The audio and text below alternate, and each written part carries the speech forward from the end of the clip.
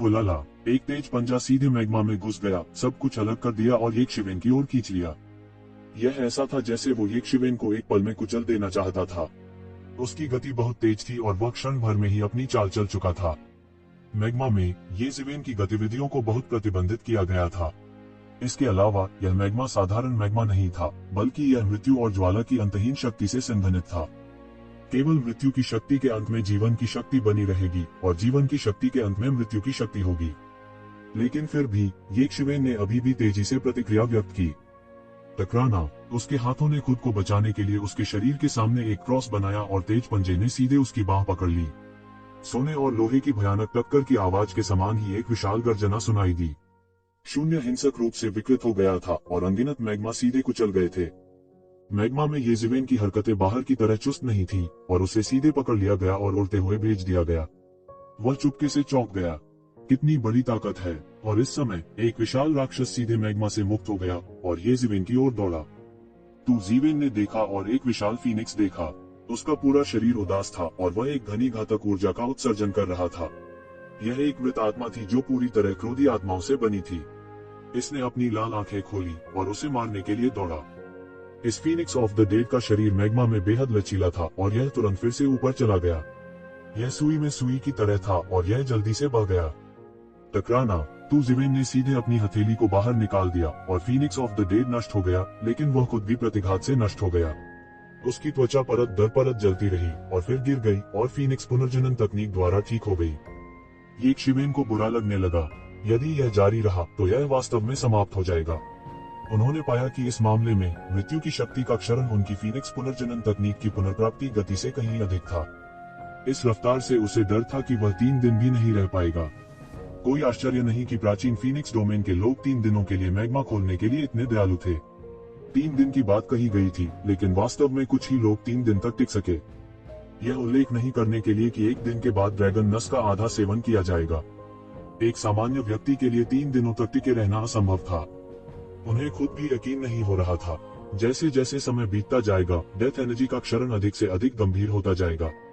यदि वह समय पर जीवन ऊर्जा को समझ नहीं पाता, तो वह निर्वाण पूल में रहना जारी नहीं रख पाता। बजना, उसके हाथ में एंजेलिक तलवार बेतहाशा झूल गई और एक चौंकाने वाली तलवार आभा आकाश में बह गई, सीधे मौके पर मरे हुए फीनिक्स पर गिर गई। कुची, यह मरे हुए फीनिक्स को मौके पर ही 2 हिस्सों में विभाजित कर दिया गया।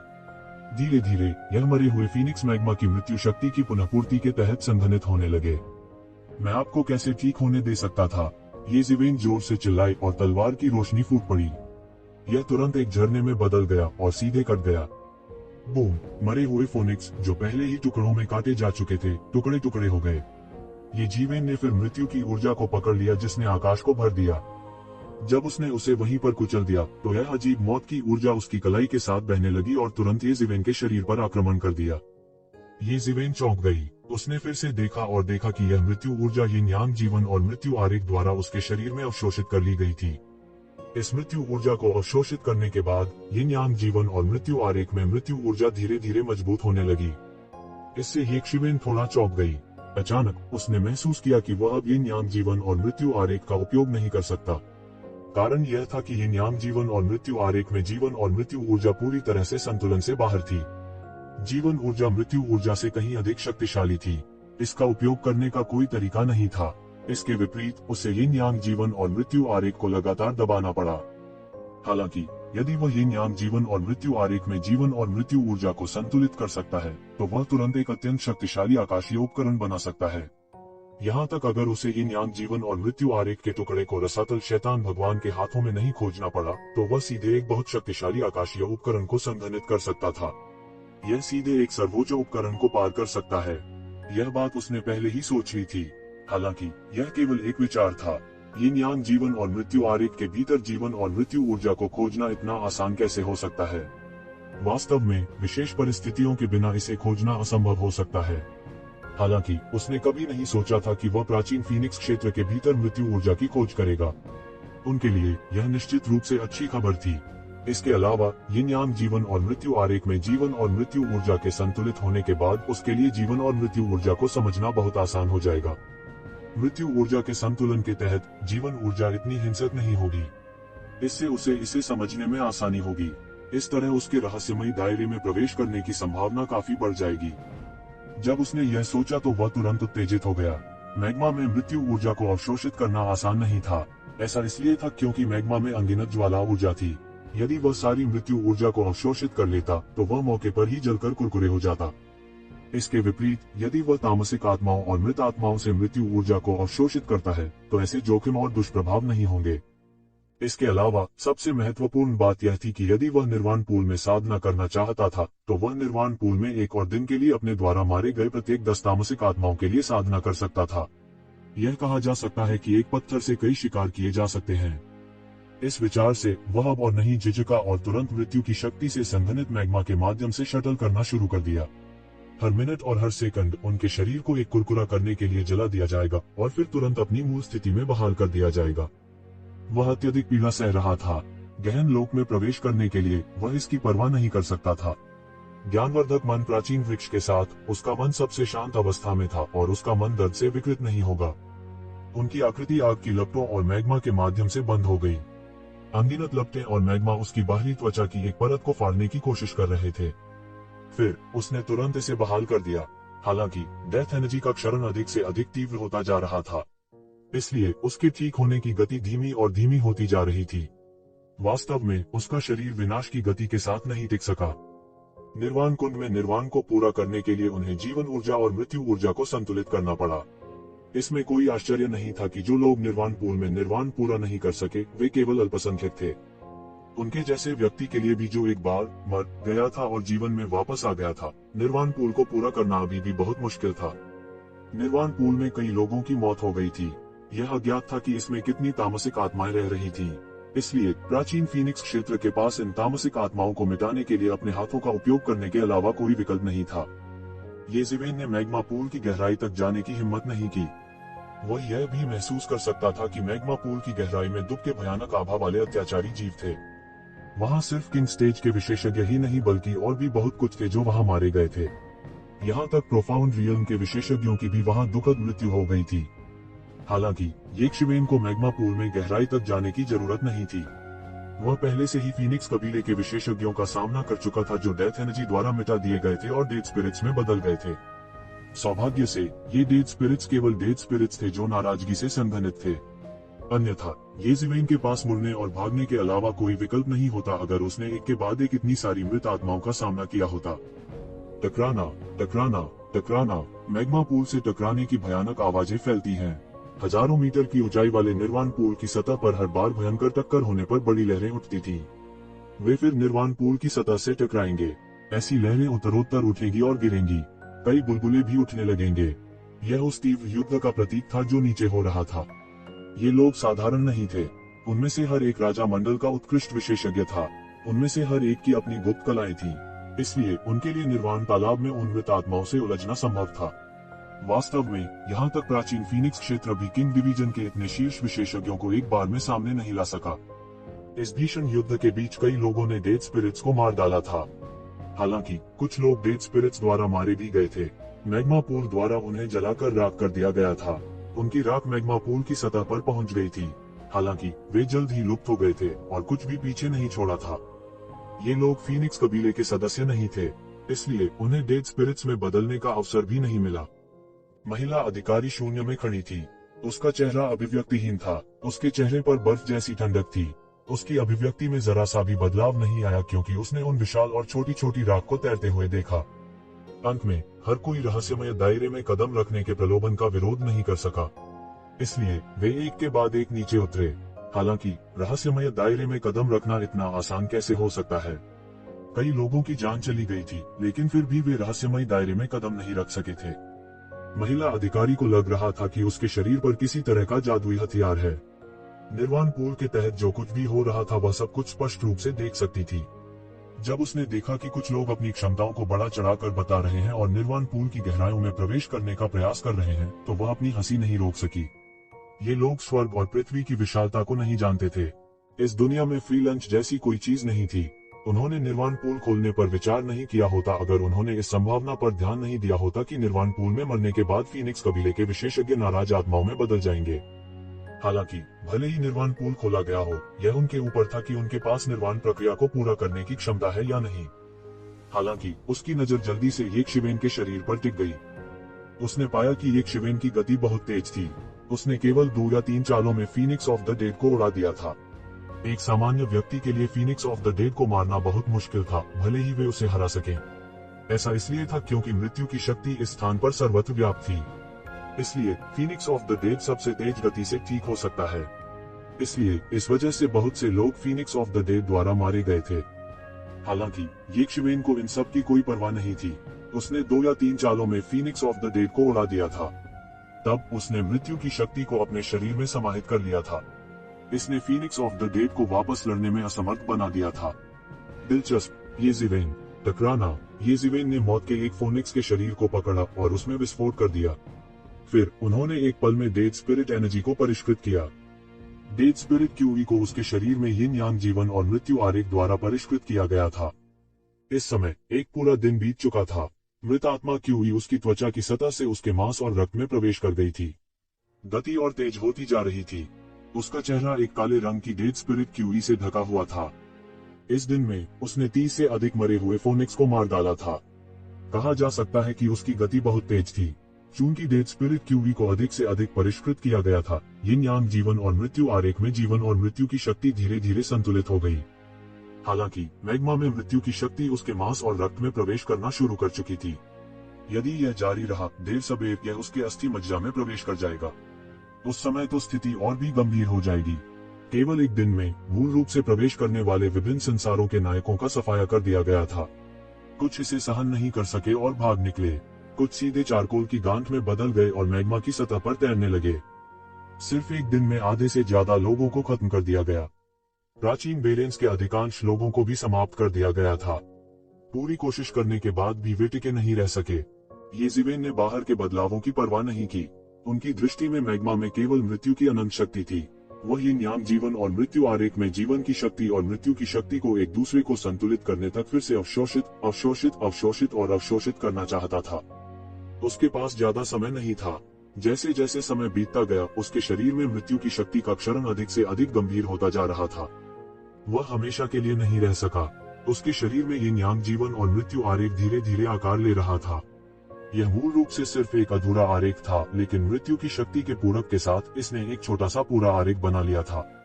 हालांकि इसकी शक्ति की तुलना पूरे यिन यांग जीवन और मृत्यु आरेख से नहीं की जा सकती थी, लेकिन इसमें निहित जीवन और मृत्यु की शक्ति का सत्य बिल्कुल भी कम नहीं था। समय मिनट दर मिनट, सेकंड बाय सेकंड, दिन ब दिन बीतता गया। 3 दिन पलक झपकते बीत गए। निर्वाण तालाब से दसियों हजार मीटर ऊपर 2 और 3 में सैकड़ों आकृतियां शून्य में बैठी थीं। कुछ बातें कर रहे थे और कुछ शून्य में बैठे लगातार अपने शरीर में मृत्यु की आक्रमणकारी शक्ति को बाहर निकाल रहे थे। यदि वे समय रहते मृत्यु की शक्ति को बाहर नहीं निकाल सके, तो भविष्य में यह एक बहुत बड़ा गुप्त खतरा बन जाने की संभावना थी। यह सोचकर उन्हें सावधान होना पड़ा। कुछ लोगों को इस यात्रा से कुछ हासिल नहीं हुआ। उन्होंने कोई प्रगति नहीं की। हालांकि कुछ लोग ऐसे भी थे जो खुश थे। स्पष्ट रूप से उन्होंने बहुत कुछ प्राप्त किया था और इस बात की बहुत संभावना थी कि वे भविष्य में इसे पार करने में सक्षम होंगे। हालांकि सभी ने अपने दिलों में खुशी मनाई। चाहे जो भी हो, वे मैग्मा में मरने वालों की तुलना में बहुत भाग्यशाली थे। ये सभी अपनी अपनी दुनिया में किंग टियर के शीर्ष विशेषज्ञ थे। अपने अपने संसार में वे पहले से ही उच्च स्थिति और अधिकार के लोग थे। यहाँ मरना उनके लिए निश्चित रूप से अफसोस की बात होगी। हालांकि उन्होंने नहीं छोड़ा। वे चुपचाप प्रतीक्षा कर रहे थे, क्योंकि अभी भी कुछ लोग ऐसे थे जिन्हें निर्वाण पूल के मैग्मा से बाहर आना बाकी था। 4 लोग। इन 4 लोगों के नाम भी उनके दिलों में मजबूती से अंकित थे। किंगशूट, आओशिबा, हेवुया, येजिवेन। एक पल में इन 4 लोगों के नाम विभिन्न दुनिया के अभिजात वर्ग के दिलों में मजबूती से अंकित हो गए। वे गहराई से जानते थे कि निर्वाण पूल कितना खतरनाक था। किंग टियर के विशेषज्ञों के रूप में दुनिया में कुछ ही ऐसे थे जो उनकी बराबरी कर सकते थे। फिर भी इस निर्वाण पूल को भारी नुकसान कहा जा सकता है। इन 3 दिनों में वास्तव में सैकड़ों विशेषज्ञ थे जो इसमें गिर गए थे। ये सड़क के किनारे गाजा नहीं थे। किंग टियर के विशेषज्ञों की एक और लहर होगी। भले ही दिव्य क्षेत्र के 10 विशेषज्ञ हो, उनमें से एक भी नहीं हो सकता है। इसके अलावा ये लोग किंग टियर के कुलीन थे। निर्वाण पूल का आतंक वास्तव में एक पौराणिक अस्तित्व के योग्य था। ज्यादातर लोग पहले दिन टिक नहीं पाए। दूसरे दिन कुछ ही ऐसे थे जो तीसरे दिन तक टिके रह सके। तीसरे दिन तक कुछ ही लोग रुक सके। केवल वे लोग जो जुबान विश्व युद्ध क्षेत्र से एक टुकड़े में बच गए थे, तीसरे दिन तक डटे रह सकते थे। अब यह पहले से ही चौथा दिन था और वे अभी भी अंदर ही थे। उनके बाहर आने के कोई संकेत नहीं थे। वे चुपके से चौंक गए। उन्हें नहीं पता था कि यह खेती कितनी मजबूत थी। वे सभी निर्वाण पूल में प्रवेश कर चुके थे, इसलिए वे स्वाभाविक रूप से बहुत स्पष्ट थे कि निर्वाण पूल में मृत्यु की शक्ति का क्षरण अपरिहार्य था। इससे कोई फर्क नहीं पड़ता कि उन्होंने किस तरीके का इस्तेमाल किया, वे विरोध करने के लिए अपनी गहन साधना का ही इस्तेमाल कर सकते थे। दूसरे शब्दों में, किसी की साधना जितनी अधिक गहन होती है, वह उतना ही अधिक समय तक प्रतिरोध कर सकता है। और इन 4 लोगों की साधना स्पष्ट रूप से अन्य सभी से कहीं अधिक थी। एओशिबा और किनलाई के बारे में भूल जाओ। हुआन क्षेत्र के विशेषज्ञों के रूप में उनकी साधना स्वाभाविक रूप से अन्य सभी की तुलना में 10 गुना अधिक मजबूत थी।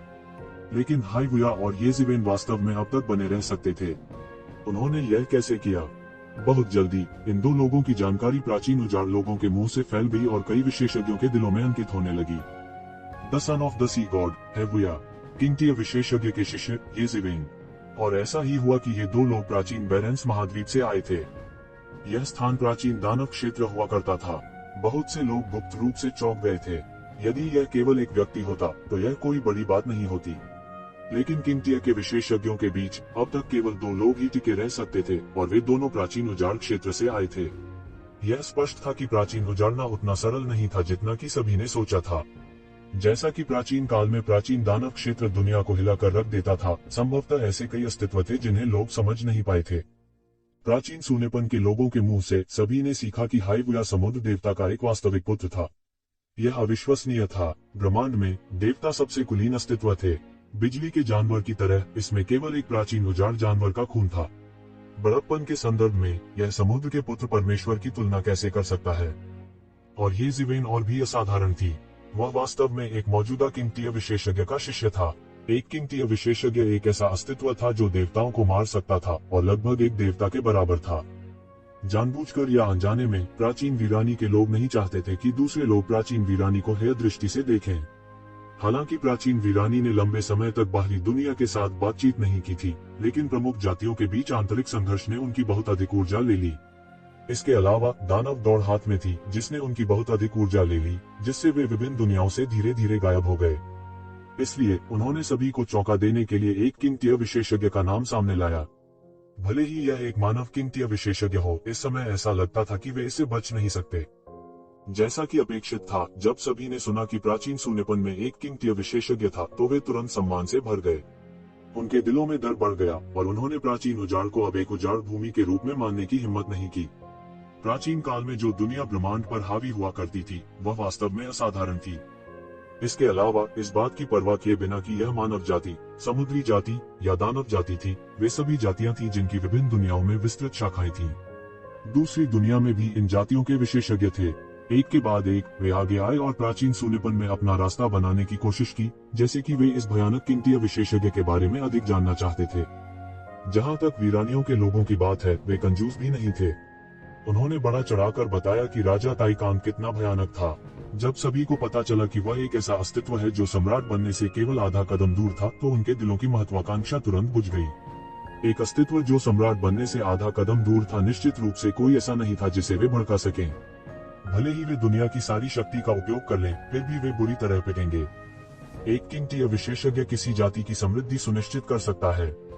यदि कोई किंगटिया विशेषज्ञ नहीं होता, तो दौड़ में किसी क्षेत्र पर शासन करने की योग्यता नहीं होती। एक बार एक सम्राट स्तर का बिजली घर प्रकट हो गया, तो यह एक क्षेत्र पर शासन करने से कहीं अधिक होगा। यह कहना अधिक सटीक होगा कि वे एक विश्व पर शासन करने में सक्षम होंगे। जब तक एक ही समय में एक और सम्राट स्तर का बिजली घर नहीं होता, वे अजेय होते। उदाहरण के लिए, प्रमुख जातियां जो अब ब्रह्मांड पर हावी हैं, जैसे कि मानव जाति, दानव जाति आदि, उन सभी में एक से अधिक सम्राट स्तरीय विशेषज्ञ थे। प्राचीन समय में दानव सम्राटों, दानव राजाओं और मानव सम्राटों के बीच भी कई युद्ध हुए थे। खून आसमान में बिखर गया। ऐसी लड़ाइयों में सम्राट श्रेणी के विशेषज्ञ भी गिर जाते। हालांकि यह सब प्राचीन काल में था। आजकल किंगटिया विशेषज्ञ को देखना भी दुर्लभ था। महान सम्राटीय विशेषज्ञ का उल्लेख करना तो दूर की बात है। यहाँ तक एक अस्तित्व जो एक सम्राट स्तरीय विशेषज्ञ बनने से केवल आधा कदम दूर था, वर्तमान दुनिया में अजेय होगा और कोई भी उन्हें रोकने में सक्षम नहीं होगा। ऐसे अस्तित्व का सामना करने पर वे भी भय से कांप उठेंगे। वास्तव में हमारी मानव जाति में ऐसा एक वरिष्ठ है, हमें तीर्थ यात्रा पर जाना चाहिए और उनकी पूजा करनी चाहिए। हाँ, हमारी मानव जाति में किंगतीय विशेषज्ञ के एक वरिष्ठ के बारे में सुनना दुर्लभ है। चलो चलते हैं, चलो साथ चलते हैं। दूसरी जातियों के लोगों की मिश्रित भावनाओं की तुलना में मानव जाति के लोगों के विचार कहीं अधिक सरल थे। उन्होंने केवल यह सुना था कि वास्तव में उनकी अपनी जाति के बीच एक राजा श्रेणी का बिजली घर था।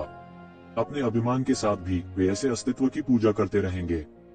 किसी को नहीं लगा कि इसमें कुछ गलत है। राजा श्रेणी का विशेषज्ञ किसी परमेश्वर से अलग नहीं था। जब तक यह समान स्तर का कोई न हो, कोई भी उनका अनादर करने का साहस नहीं करेगा। प्राचीन सूनेपन के सभी लोगों के हृदय में भी मिश्रित भावनाएं थीं। प्रारंभ में वे मानव जाति के विनाश के लिए संघर्ष कर रहे थे, लेकिन अब उन्हें अपनी गरिमा वापस पाने के लिए मानव जाति के सम्राट टाइकान पर निर्भर रहना पड़ा। जीवन वास्तव में अप्रत्याशित था। किसी को नहीं पता था कि अगले सेकंड में क्या होगा। हर कोई हैरान रह गया। बूम! जैसे ही हर कोई अपने अपने विचारों में डूबा हुआ था, निर्वाण पूल के भीतर से एक जोर का धमाका हुआ। भीतर से एक अजीब सी आकृति तुरंत उछल पड़ी। सभी ने उसकी ओर देखा। यह हाइवुया के अलावा और कौन हो सकता है। हाइवुया निर्वाण पूल से बाहर आई और उसने सभी को देखा। जब उसने देखा कि एक शिवेन उनमें से नहीं है, तो उसका चेहरा उतर गया। यदि ये जिवेन नहीं होती, तो केवल दो संभावनाएं होती। एक यह था कि ये जिवेन की निर्वाण पूल में मृत्यु हो गई थी, और दूसरा यह था कि वह अभी भी वही था और बाहर नहीं आया था। वह ये जिवेन को एक दुर्जय शत्रु के रूप में देखता था। वास्तव में यह भी कहा जा सकता है कि एक शिवेन एक दुर्जय प्रतिद्वंद्वी थी, विशेष रूप से इस खबर के बाद कि ये जिवेन ने राजा रैंक के साथ विशेषज्ञों को खुद मार डाला था, पूरी बंजर भूमि में फैल गई थी। कई व्यस्तताओं ने उन्हें किंग डिवीजन का सबसे मजबूत विशेषज्ञ भी कहा। इस उपाधि को कई लोगों ने सी क्लैन, डेमन क्लैन और 100 क्लैन अलायंस के बीच भी पहचाना था। यह एक शिवेन का पर्याय भी बन गया था। हाइवुया जैसा गर्वित कोई इसे कैसे स्वीकार कर सकता है। हालांकि उनका मानना कि उनकी ताकत ये जिवेन से कम नहीं थी और ये जिवेन से भी अधिक अत्याचारी थी, लेकिन उनके पास कोई उल्लेखनीय उपलब्धि नहीं थी और एक सहायक होने के नाते आश्वस्त नहीं था। एक ही रात में 2 शाही कुलों सहित 3 प्रमुख कुलों का सफाया करने के ये जिवेन के शानदार रिकॉर्ड की तुलना में, और फिर लगातार 7 किंग रैंक विशेषज्ञों की हत्या। हाइवुया, जिसने असंख्य कुलों के सम्मेलन में अपनी शुरुआत की थी, स्वाभाविक रूप से ऐसा नहीं हो सकता था। ये जिवेन के साथ तुलना, भीड़ की नजरों में वे बिल्कुल भी समान स्तर पर नहीं थे। वह सिर्फ एक बहुत मजबूत राजा रैंक का विशेषज्ञ था, जबकि ये जिवेन सबसे मजबूत राजा रैंक का विशेषज्ञ था। दोनों पक्षों के बीच का अंतर एक नजर में ही साफ हो गया था। वह हमेशा यह साबित करने के लिए ये जिवेन से लड़ना चाहता था कि उसकी ताकत ये जिवेन से कहीं बेहतर है, लेकिन उसे यह अवसर नहीं मिला। भले ही वह मानता था कि उसकी ताकत एक शिवेन से कहीं बेहतर थी, फिर भी उसने एक शिवेन को कभी कम नहीं आंका था। स्वाभाविक रूप से वह नहीं सोचेगा कि वह जीवित रहने में सक्षम होगा, जबकि ये जिवेन को निर्वाण तालाब में दफनाया जाएगा। अगर ऐसा होता, तो यह साबित होता कि उन्होंने अपने प्रतिद्वंद्वी को कम आंका था। उनका मानना कि उनका फैसला गलत नहीं होगा। ये जिवेन एक दुर्जय और कठिन प्रतिद्वंद्वी थी। वह इतनी आसानी से नहीं मरेगा। तो केवल एक ही संभावना थी, और वह यह थी कि वह अभी भी निर्वाण पूल में था और अभी तक बाहर नहीं आया था। यह सोचकर उसका मूड अचानक खराब हो गया। वह इस बारे में बहुत स्पष्ट था कि निर्वाण पूल कितना भयानक था। इन 3 दिनों और 3 रातों को उनके जीवन का अब तक का सबसे खतरनाक समय कहा जा सकता है। जब से उन्होंने अपनी खेती की यात्रा शुरू की थी, तब से सब कुछ सुचारू रूप से चल रहा था। उसके लिए सब कुछ लगा दिया गया था। अपनी अद्वितीय प्रतिभा के साथ उन्होंने उस साधना को आसानी से पूरा कर लिया था जिसे एक सामान्य व्यक्ति 100 वर्षों में पूरा नहीं कर पाएगा। उन्होंने निर्वाण पूल में जो अनुभव किया वह उनके जीवन में अब तक का सबसे अच्छा अनुभव था। भले ही उसके पास समुद्र देव का अनमोल खजाना हो, वह मृत्यु की शक्ति को पूरी तरह से समाप्त नहीं कर सकता था। वह जबरन इसका विरोध करने के लिए केवल अपनी गहन मार्शल शक्ति पर भरोसा कर सकता था। वह भी इस समय इसका विरोध नहीं कर सका। तो ये शिवेन किस पर भरोसा कर रही थी? ये शिवेन किस पर भरोसा करती थी? उसने अपने से ऊपर होने का क्या भरोसा किया? यह सोचकर उसका मन अचानक भयानक हो गया। निश्चित रूप से उसने जल्द ही दूसरों से जान लिया कि एओशिबा और किन्ली के अलावा केवल ये जिवेन ही अंदर था। यह जानने के बाद उनका रंग और भी भद्दा हो गया। वह ये जिवेन को एक दुर्जय शत्रु के रूप में देखता था। उसे भविष्य में ये शिवेन से छुटकारा पाना ही होगा, और एओशिबा ने उसे बहुत अपमानित किया था, यहाँ तक कि वह उसका उपयोग रथ खींचने वाले के रूप में भी करना चाहता था। यह बहुत ज्यादा था। अगर यह एओशिबा और किन्ली होते तो यह ठीक होता। हालांकि एओशिबा बहुत दूर जा चुके थे, फिर भी वे पहले से ही एक गहन क्षेत्र विशेषज्ञ थे। उससे अधिक समय तक रहना उसके लिए सामान्य था। लेकिन ये जिवेन के बारे में क्या? उसके शरीर से मृत्यु की शक्ति को बाहर निकालने के लिए निरंतर नीले मनके का संचालन करते हुए उसकी आंखें निर्वाण ताल को घूर रही थीं। वह निर्वाण पूल की सतह को घूर रहा था, उम्मीद कर रहा था कि येज़ेबेल अगले सेकंड में सीधे बाहर आ जाएगी। लेकिन जाहिर है निर्वाण पूल ने जैसा चाहा वैसा नहीं किया। हालांकि लगातार 1000 मीटर की लहरें चल रही थीं, लेकिन किसी के बाहर कूदने का कोई संकेत नहीं था। ऐसी परिस्थितियों में दिन ब दिन समय बीतता गया और 3 दिन पलक झपकते ही बीत गए। इसी समय एक जोर की दहाड़ सुनाई दी और एक आकृति प्रकट हुई। आकृति को देखकर सभी के होश उड़ गए। आओ शिबा, यह वास्तव में आओ शिबा है। यह कैसे संभव है? मैंने सोचा कि अगला आने वाला एक शिवेन होगा। यह एओ शिबा कैसे हो सकता है? यह असंभव है। एओ शिबा गहन दायरे के विशेषज्ञों के बीच एक शीर्ष विशेषज्ञ के रूप में येज़ेबेल से कमतर कैसे हो सकते हैं, जो किंग रैंक के विशेषज्ञ हैं? यह असंभव है। यह असंभव है। क्या ऐसा हो सकता है कि एक शिवेन पहले ही वहां मर गई हो, लेकिन हमें इसके बारे में पता नहीं है? असंभव। अगर वह पहले ही मर चुका है तो महिला अधिकारी निश्चित रूप से कुछ कहेगी, लेकिन उसने कभी कुछ नहीं कहा। जाहिर है येज़ेबेल अभी भी वहां है और वह अभी भी जीवित है। हे भगवान, वह किस तरह का राक्षस है? वह वास्तव में एक गहन दायरे के विशेषज्ञ से अधिक समय तक टिक सकता है। एओ शिबा शून्य में बड़े जोश और जोश के साथ चली। जाहिर है इससे उन्हें काफी फायदा हुआ था। उसके अंदर जाने से पहले उसके स्वभाव और स्वभाव में काफी सुधार हुआ था और वह अगले क्षेत्र में प्रवेश करने से बहुत दूर नहीं था। इस समय उन्हें स्वाभाविक रूप से खुद पर बहुत गर्व था। लेकिन इस समय उसने भीड़ पर नजर डाली और अचानक हाइवुया की तरह चौंक गया, क्योंकि उसे किनलाई नहीं मिला, जिसका मतलब था कि किनली उससे अधिक समय तक टिका रहा। उसका चेहरा अचानक थोड़ा बदसूरत हो गया और वह ठंडी सांसें लेने लगा। लेकिन जब उसकी नजर हाइवुया पर पड़ी तो उसे हाइवुया के दिल में नफरत के बारे में पता चला। अचानक एक ड्रैगन का पंजा सीधे शून्य में दिखाई दिया और सीधे हाइवुया को मौके पर ही थप्पड़ मार दिया। तुम्हें क्या लगता है कि तुम कौन हो? तुम्हारी हिम्मत कैसे हुई मुझसे असंतुष्ट होने की? टकराना। हाइवुया को सीधे थप्पड़ मारा गया और उसे मौके पर ही उड़ा दिया गया। उनके सुंदर चेहरे को सीधे थप्पड़ मारा गया था और उनके आधे दांत सीधे टूट गए थे। सब दंग रह गए। किसी ने नहीं सोचा था कि एओ शिबा इस जगह पर लड़ने की हिम्मत करेगी। किसी ने नहीं सोचा था कि वह इस जगह पर लड़ेगा और वे एओ शिबा को एक विस्मय में देखकर अवाक रह गए। अहंकार क्या है? यह अहंकार है। महिला अधिकारी ने तुरंत प्रतिक्रिया दी और एओ शिबा को दबाते हुए एक शक्तिशाली आभा जारी की गई। हालांकि एओ शिबा का इरादा लड़ाई जारी रखने का नहीं था। उसने बस ठंडी सूंघी और फिर महिला अधिकारी की ओर उदासीनता से देखा। 18वें राजकुमार, आप हमें एक मुश्किल स्थिति में डाल रहे हैं। आप हमारे सम्मानित अतिथि हैं। हालांकि हाइवुया भी हमारे सम्मानित अतिथि हैं। हम आपको ऐसा कुछ भी करने की अनुमति नहीं देंगे जो हमारे प्राचीन फीनिक्स क्षेत्र की प्रतिष्ठा को नुकसान पहुंचाए। महिला अधिकारी ने बर्फीली अभिव्यक्ति के साथ कहा। उसकी आंखें ठंडी रोशनी से झिलमिला रही थीं। उसे वास्तव में एओ शिबा की परवाह नहीं थी और उसे उसकी परवाह भी नहीं थी। हम तो क्या वह अपने आप को क्या समझता है? क्या वह मेरे साथ तुलना किए जाने के योग्य भी है? उसने वास्तव में मेरे प्रति घृणा करने का साहस किया। यह अपने आप में अक्षम्य अपराध है। अगर मुझे कुछ होता है तो क्या आपका प्राचीन फीनिक्स क्षेत्र इसकी जिम्मेदारी ले सकता है? यह ठीक तुम्हारे चेहरे की वजह से है कि मैंने उसे सीधे तौर पर नहीं मारा। नहीं तो अगर मैं उसे मारना चाहता तो यह मेरी हथेली को फड़फड़ाने जितना आसान होता। एओ शिबा ने अहंकारी और अनियंत्रित तरीके से कहा। उन्हें दुर्जय ड्रैगन द्वीप द्वारा समर्थित किया गया था। वह एक भयानक शक्ति थी जो पूरे आकाश में प्रसिद्ध थी। यहाँ तक प्राचीन फीनिक्स क्षेत्र भी ड्रैगन द्वीप को नाराज करने के लिए तैयार नहीं था।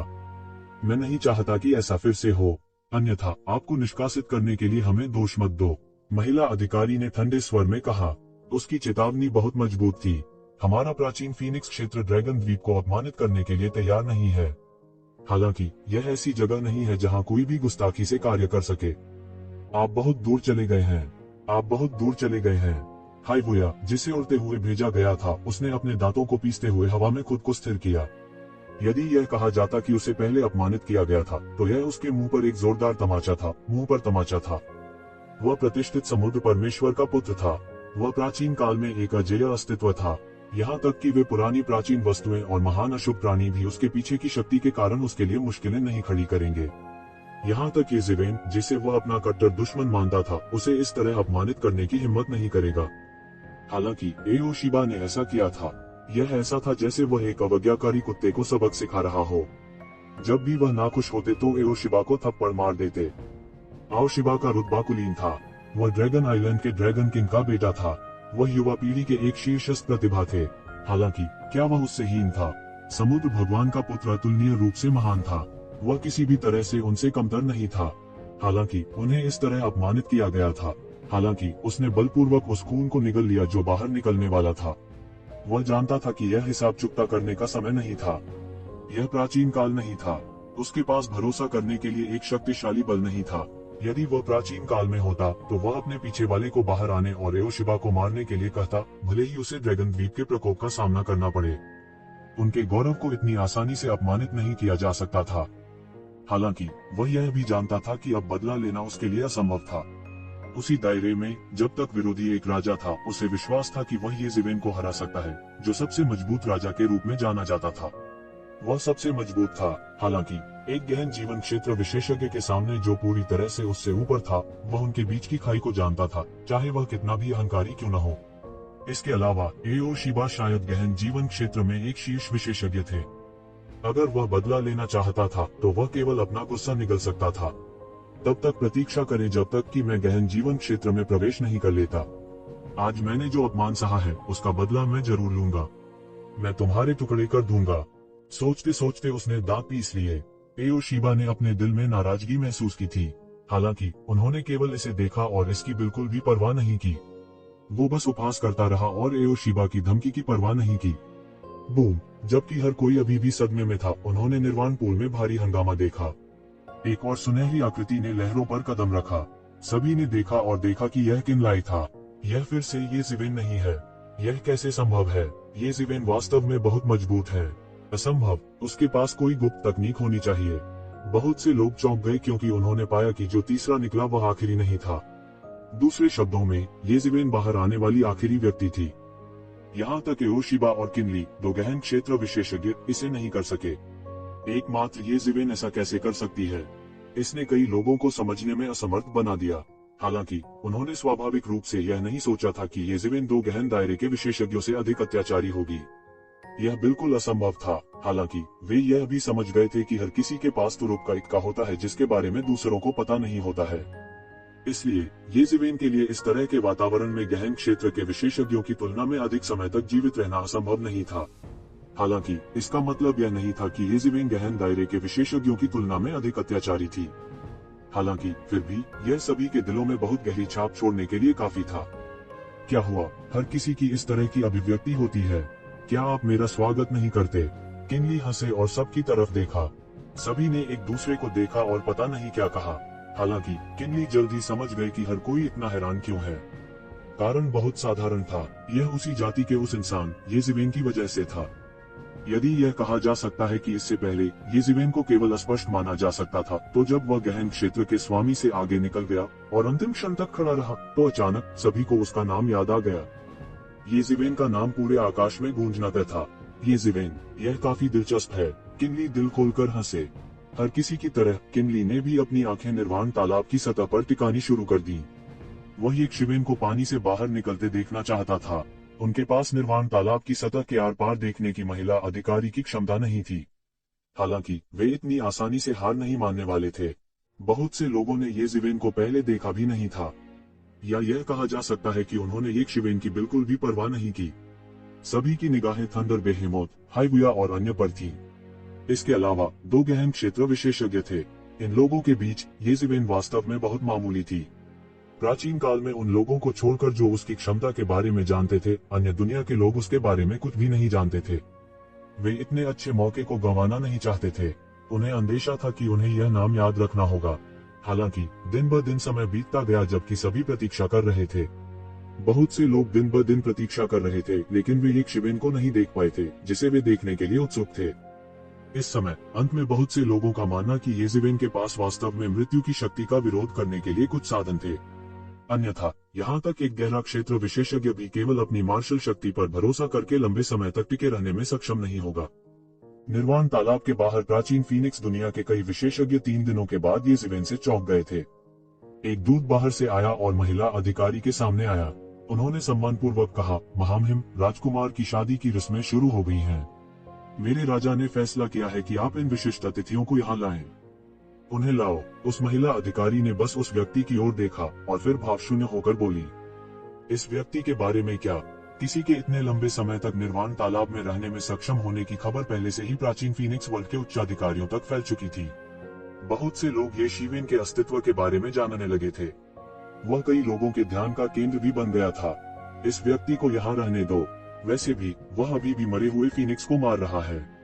आमतौर पर वह नियमों का उल्लंघन नहीं कर रहा है।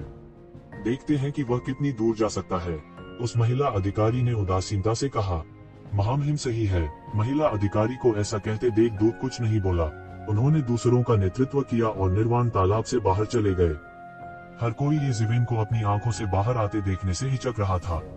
हालांकि उनकी यात्रा का मुख्य उद्देश्य विवाह समारोह था। वे न केवल युवा पीढ़ी के स्वर्ग के गौरव थे, वे प्रमुख बलों के प्रतिनिधि भी थे। वे अपने अपने कुलों या सेनाओं के मिशन को लेकर यहाँ आए थे, इसलिए वे अपनी व्यक्तिगत प्राथमिकताओं के कारण ऐसी शादी को मिस नहीं कर सकते थे। अन्यथा जब वे लौटेंगे तो वे अपनी व्याख्या नहीं कर सकेंगे। जल्द ही एओशिबा और किनली भी चले गए। निर्वाण तालाब में केवल वह महिला अधिकारी रह गई थी। उसने निर्वाण तालाब को भावहीन रूप से देखा। ऐसा लग रहा था जैसे वो इस बात पर ध्यान दे रही थी कि यक्षविन कब बाहर आएगी। हालांकि वह जल्द ही भड़क गई। उसने यक्षविन की वर्तमान स्थिति को स्पष्ट रूप से देखा। यह स्पष्ट रूप से भयावह अंधकार में था। येजिवेन का पूरा शरीर मृत्यु की शक्ति द्वारा पूरी तरह से क्षत विक्षत कर दिया गया था। उसके पूरे शरीर से जीवन शक्ति का लेश मात्र भी दिखाई नहीं दे रहा था। उसके पूरे शरीर में केवल मौत की ऊर्जा ही देखी जा सकती थी। मृत्यु की इस तरह की शक्ति इतनी अधिक ऊर्जा नहीं थी। यह कहना बेहतर होगा कि यह एक तरह का नियम था। यह बस अपरिहार्य था। यहाँ तक रहस्यमयी दुनिया के विशेषज्ञ भी यहाँ टिक नहीं पाएंगे। यह पहले से ही कल्पनीय था। जो भी हो, येजिवेन केवल राजा वर्ग के दायरे में था। उसके और रहस्यमय क्षेत्र के बीच अभी भी कुछ दूरी थी। इस समय उनका पूरा शरीर पतला हो गया था। उसकी त्वचा पूरी तरह काली हो गई थी। ऐसा लग रहा था जैसे वह किसी भी समय मर जाएगा। अच्छा नहीं, वह मृत्यु की शक्ति से गहराई से मिट चुका है। अगर वह अभी बाहर आता भी है तो बहुत देर हो जाएगी। उस महिला अधिकारी ने चुपके से कहा। येजिवेन को डर था कि उसके पास चाहे किसी भी तरह का साधन क्यों न हो, वह इस स्थिति में मारा जाएगा। हालांकि जब महिला अधिकारी कार्रवाई करने वाली थी, अचानक शून्य में एक शक्तिशाली क्लेश का बादल गिरना शुरू हो गया। निर्वाण तालाब की सीमा के ऊपर एक पल में घने काले बादल दिखाई देने लगे। यह क्लेश पार करने का क्लेश बादल है। उस महिला अधिकारी ने तुरंत प्रतिक्रिया दी। यह क्लेश पार करने का क्लेश का बादल नहीं तो क्या था। बात बस इतनी थी कि निर्वाण तालाब में अब खुद के अलावा येजिवेन थी, जो किसी भी समय मरती हुई प्रतीत हो रही थी। वह अपनी स्थिति के बारे में बहुत स्पष्ट थे। इसका मतलब था कि जो व्यक्ति संकट को पार कर रहा था वह केवल येजिवेन था। वह तुरंत समझ गई। हालांकि अतीत में इस तरह की स्थिति दुर्लभ थी, लेकिन यह अस्तित्वहीन नहीं थी। निर्वाण तालाब मृत्यु की शक्ति के बारे में लोगों की समझ को बढ़ावा दे सकता है। भले ही आम लोगों ने कुछ हासिल किया हो, उन्हें सफलता हासिल करने के लिए ध्यान करने के लिए निर्वाण तालाब छोड़ना होगा। हालांकि कुछ लोग ऐसे भी थे जो विभिन्न विशेष परिस्थितियों में निर्वाण तालाब में एक उच्च क्षेत्र में सीधे आगे बढ़ेंगे। येजिवेन की स्थिति निस्संदेह बाद की थी। महिला अधिकारी की प्रतिक्रिया बहुत तेज थी। उसने तुरंत एक हाथ के चिन्ह को चुटकी में लिया और आकाश की सीमा खोल दी। फिर उसके मुंह के कोने पर एक अकथनीय मुस्कान दिखाई दी। येजिवेन, स्वर्गीय क्लेश आप पर भयंकर रूप से आ रहा है। मुझे नहीं पता कि क्या आप इसे झेल सकते हैं।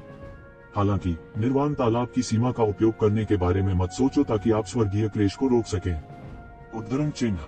यदि यह प्राचीन फीनिक्स क्षेत्र के फीनिक्स कबीले का शिष्य था, तो वह स्वर्गीय क्लेश शुरू करने और उसके लिए स्वर्गीय क्लेश की अधिकांश शक्ति को कम करने में संकोच नहीं करेगी ताकि वह स्वर्गीय क्लेश को अधिक आसानी से पार कर सके। हालांकि जब ये शिवेन थी तो बात अलग थी। उसे ये शिवेन की मदद करने की बिल्कुल भी जरूरत नहीं थी।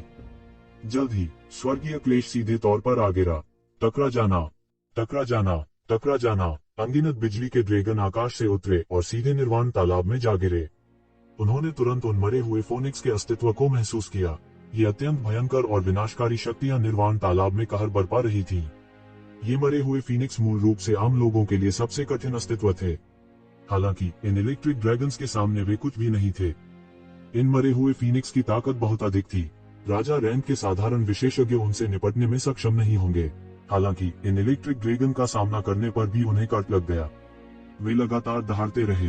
वे बस चकमा नहीं दे सकते थे और इन बिजली के ड्रैगन से मारे गए थे। इन मरे हुए फीनिक्स को चकमा देने का मौका भी नहीं मिला।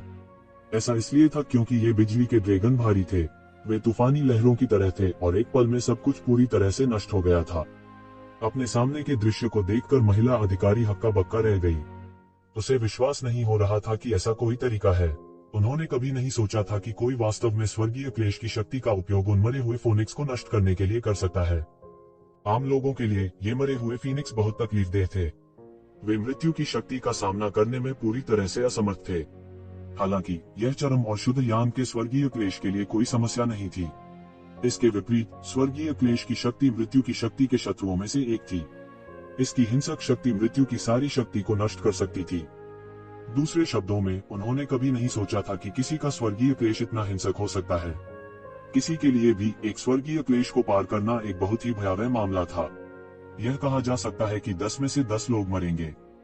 विशेष रूप से रहस्यमय क्षेत्र का महाक्लेश, यह बहुत बड़ा क्लेश था।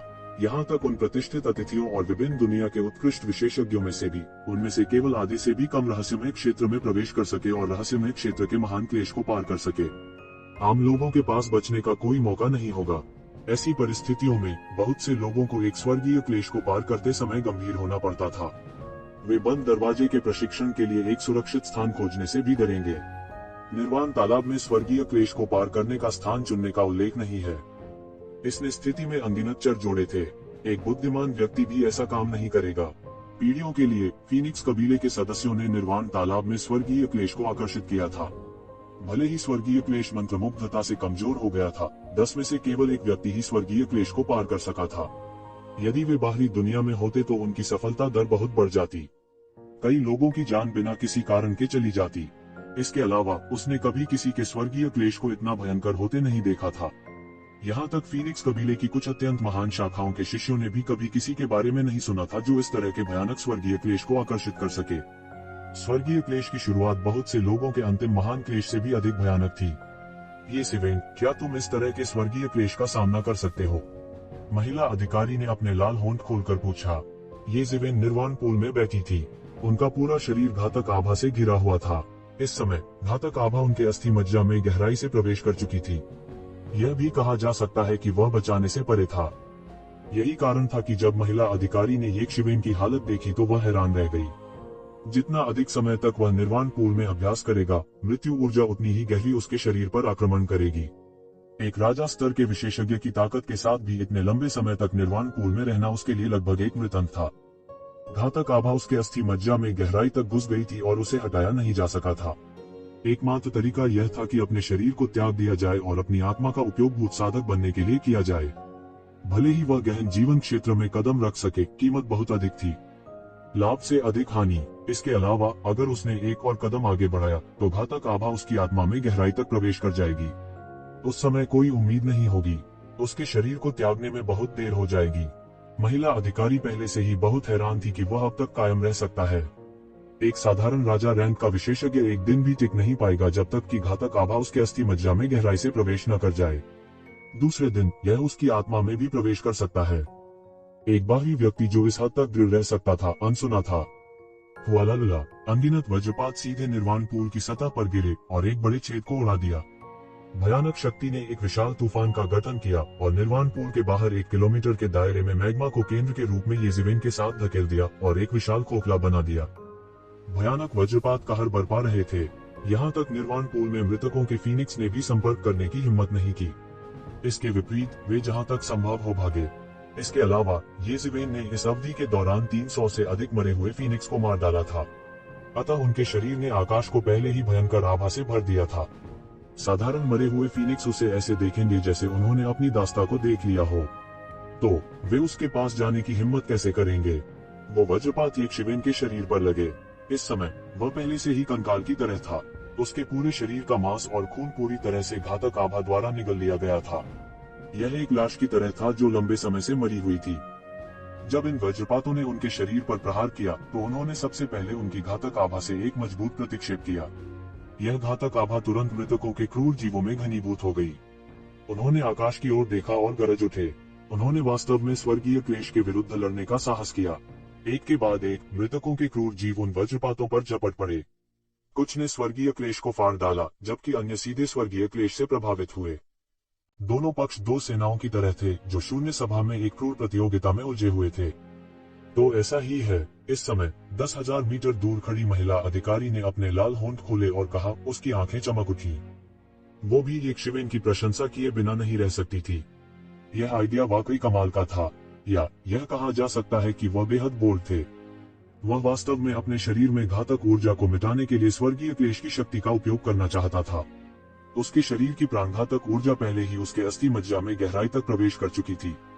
यह कहा जा सकता है कि वह पूरी तरह से निराश था। उनके पास शरीर त्यागने के अलावा और कोई रास्ता नहीं था।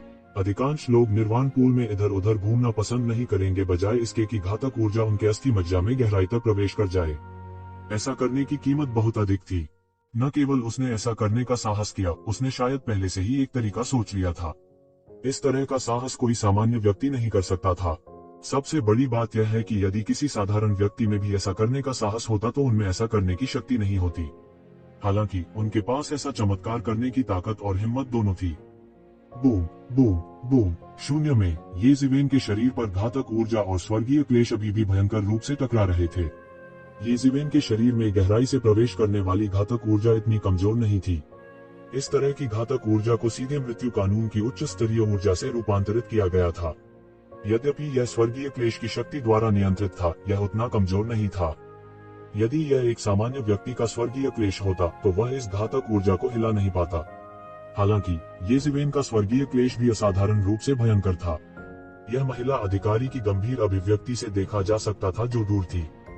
जब वह अपने स्वर्गीय क्लेश को पार कर रही थी तो यह येज़िवेन के भयंकर संकट से बहुत दूर था। स्वर्गीय क्लेश की शक्ति अभी भी लगातार मजबूत हो रही थी। वे तरंगे अभी केवल प्रारंभिक अवस्था में थीं। फिर भी ये पहले से ही येज़िवेन के शरीर पर घातक ऊर्जा के साथ समान रूप से लड़ चुका था। लगभग कोई भी दूसरे के लिए कुछ नहीं कर सकता था। हालांकि जैसे जैसे स्वर्गीय क्लेश आगे बढ़ा और एक उत्परिवर्तित स्वर्गीय क्लेश बन गया, मृत्यु की शक्ति इसका सामना करने में असमर्थ होने लगी। यह अब स्वर्गीय क्लेश के आधे हिस्से पर कब्जा नहीं कर सकता था। इसके बजाय यह धीरे धीरे अपनी पकड़ खोने लगा और थोड़ा थोड़ा करके गिरने लगा। थोड़ा थोड़ा करके इसे पाउडर में तोड़ दिया गया। मृतक ऊर्जा को खत्म करने के लिए स्वर्गीय क्लेश का उपयोग करना वास्तव में एक अच्छा विचार है, लेकिन उसके बाद आप इस तरह के हिंसक स्वर्गीय क्लेश से निपटने की योजना कैसे बनाते हैं? महिला अधिकारी ने खुद से कहा। वो नहीं जानती थी कि येज़िवेन क्या करेगी। मृत्यु की शक्ति को धीरे धीरे समाप्त किया जा रहा था। अज्ञात समय के बाद बिजली के असीम समुद्र में मृत्यु की शक्ति को पूरी तरह से समाप्त कर दिया गया। उस समय जब घातक ऊर्जा समाप्त हो गई थी, येज़िवेन का शरीर, जो घातक ऊर्जा के कारण पूरी तरह से मुरझा गया था, लगभग एक पल में वापस आ गया। उसका शरीर, जो मूल रूप से केवल त्वचा और हड्डियां था, नंगी आंखों से दिखाई देने वाली गति से भरने लगा। अनगिनत मांस और रक्त का पुनर्जन्म हुआ। एक क्षण में येज़िवेन एक अद्भुत गति से अपनी चरम स्थिति में आ गया था। यह किस तरह की उपचार तकनीक है? यह बहुत ही अद्भुत है। इस समय महिला अधिकारी पूरी तरह से सदमे में थी। फीनिक्स रेस अपनी उपचार क्षमता के लिए प्रसिद्ध थी, लेकिन उसने ऐसी आश्चर्यजनक रिकवरी गति कभी नहीं देखी थी। यह बस डराने वाला था। वह मृत्यु की शक्ति से इस हद तक मिट चुकी थी। भले ही मृत्यु की शक्ति को मिटा दिया गया हो, फिर भी उसके लिए इतनी जल्दी ठीक होना असंभव होगा। यह वही सिद्धांत था जब कोई व्यक्ति बीमार होता था। बीमारी पहाड़ की तरह आई और रेशम की तरह चली गई। भले ही वह व्यक्ति ठीक हो गया हो, शरीर के लिए इतनी जल्दी स्वस्थ होना असंभव था। और एक और भी आश्चर्यजनक दृश्य सामने आया। गिरते हुए अनगिनत बिजली के झटकों का सामना करते हुए येज़िवेन बिल्कुल भी नहीं चकमा दिया। इसके बजाय उसने उन्हें अपने शरीर से सिर पर ले लिया। गड़गड़ाहट, गड़गड़ाहट, गड़गड़ाहट। अनगिनत प्रकार के स्वर्गीय क्लेशों ने उसके सिर के ऊपर बमबारी की। एक पल में एक विशाल गर्जना उत्पन्न हुई, जिससे एक विशाल बिजली का तूफान बन गया। हालांकि यह अद्भुत दृश्य अधिक समय तक मौजूद नहीं रहा। बिजली के तूफान से एक बड़ा हाथ बढ़ा और उसे पकड़ लिया। बिजली के ये तूफान सभी उसके द्वारा पकड़े गए थे। एक पल में येज़िवेन का फिगर सामने आ गया। उसके हाथ में बिजली की ऊर्जा लगातार उबल रही थी, लेकिन वह उसकी हथेली से मुक्त नहीं हो पा रही थी। उनकी हथेली ब्रह्मांड की तरह थी। यह सब कुछ समायोजित कर सकता है। उसके हाथ से कुछ नहीं छूट सकता था। यह बहुत भयानक था। टकराना। ये वेरिएंट हेवनली क्लेश सीधे उसकी हथेली से पकड़ लिए गए और मौके पर ही फट गए। वे ऊर्जा की धारा में बदल गए और उसके शरीर में प्रवाहित होने लगे। इसने उसके शरीर को और भी परिपूर्ण बना दिया और शेष ऊर्जा लगातार शॉकवेव्स में बदल रही थी, जो अगले दायरे की बाधा पर हमला कर रही थी। येज़िवेन की स्वर्गीय विपत्तियां कितनी भयानक थी, विशेष रूप से स्वर्गीय विपत्तियां। भले ही उसका केवल एक हिस्सा उसके द्वारा अवशोषित किया गया हो, प्रभाव इतना महान था कि वह पहले से ही रहस्यमय दायरे में दरारें महसूस कर सकता था। रहस्यमय क्षेत्र एक रहस्यमय क्षेत्र था। इस तरह की भावना को केवल समझा जा सकता है, समझाया नहीं जा सकता। यह कहा जा सकता है कि रहस्यमय क्षेत्र में प्रवेश करने की सभी की स्थिति अलग थी। इसे शब्दों या कर्मों से नहीं सिखाया जा सकता है। यहाँ तक अगर कोई पहले से ही रहस्यमय दायरे में प्रवेश कर चुका होता तो भी वह इसे समझ सकता था। हालांकि वह इस रहस्यमय क्षेत्र को ऐसे शब्दों में अनुवाद नहीं कर सका जिसे हर कोई समझ सके। इसलिए समय के साथ रहस्यमय क्षेत्र को पार करना एक बहुत ही कठिन क्षेत्र बन गया, क्योंकि बोलने के लिए कोई अनुभव नहीं था। हालांकि रहस्यमयी जीवन क्षेत्र जीवन की शक्ति की समझ के बारे में था। ये जीवेन, जिसके पास ये न्यांग जीवन और मृत्यु आरेख था और निर्वाण तालाब में इतने लंबे समय तक रहा, को इसकी गहरी समझ थी। वह पहले ही पूर्णता तक पहुंच चुका था, अन्यथा वह स्वर्गीय क्लेशों को आकर्षित करने में सक्षम नहीं होता। अब वह भारी मात्रा में ऊर्जा संचित करने से केवल एक कदम दूर था। रहस्यमय क्षेत्र के विशेषज्ञों की समझ राजा स्तर के विशेषज्ञों की तुलना में 10 गुना अधिक थी। उनकी ताकत 10 गुना से अधिक अजेय थी। साधारण लोगों को पर्याप्त ऊर्जा संचित करने में बहुत अधिक समय लगता था। हालांकि येक्षिवेन इतने लंबे समय तक इंतजार नहीं करना चाहती थी। दुनिया की सबसे शुद्ध ऊर्जा स्वर्गीय क्लेश थी। इसमें अशुद्धियों का निशान नहीं था और इसे सीधे अवशोषित किया जा सकता था। हालांकि वास्तव में केवल येजीवेन ने ऐसा करने का साहस किया। अगर कोई और ऐसा करने की हिम्मत करता तो उन्हें पहले ही मौत के घाट उतार दिया जाता। भाग्य बिल्कुल नहीं था। वह एक कदम में शिखर पर पहुंचना चाहता था। इससे आम लोगों की सैकड़ों साल की मेहनत बच जाएगी। येक्षिवेन जैसे गहन कौशल वाले लोग ही ऐसा करने की हिम्मत कर सकते हैं। यह सोचकर येजीवेन रुका नहीं। वह सीधे एक कदम में आकाश की ओर चढ़ गया और स्वर्गीय क्लेशों की दिशा की ओर दौड़ पड़ा। इस समय महिला अधिकारी की मानसिक स्थिति पहले ही बहुत उच्च स्तर पर पहुंच चुकी थी। हालांकि इस समय वह अवाक रह गई। उसने बहुत से लोगों को स्वर्गीय क्लेशों को पार करते हुए देखा था। हालांकि उसने कभी किसी व्यक्ति को इतने क्रूर तरीके से स्वर्गीय क्लेशों को पार करते नहीं देखा था। न केवल वह स्वर्गीय क्लेशों से डरता नहीं था, बल्कि वह स्वर्गीय क्लेशों की ओर भागना भी चाहता था। वह बस एक पागल आदमी था। इसके अलावा वह एक शक्तिशाली पागल व्यक्ति था। ऐसा व्यक्ति मानव जाति में कैसे पैदा हो सकता है? टकराना, टकराना, टकराना। तो जीवेन ने स्वर्गीय क्लेश बादलों में एक नरसंहार शुरू किया। वे नवगठित अजीब जानवर उसके लिए कोई मुकाबला नहीं थे। वे सीधे मौके पर ही उसके द्वारा उड़ा दिए गए थे। उनमें से कुछ को चुटकी ली गई और मौके पर ही विस्फोट हो गया।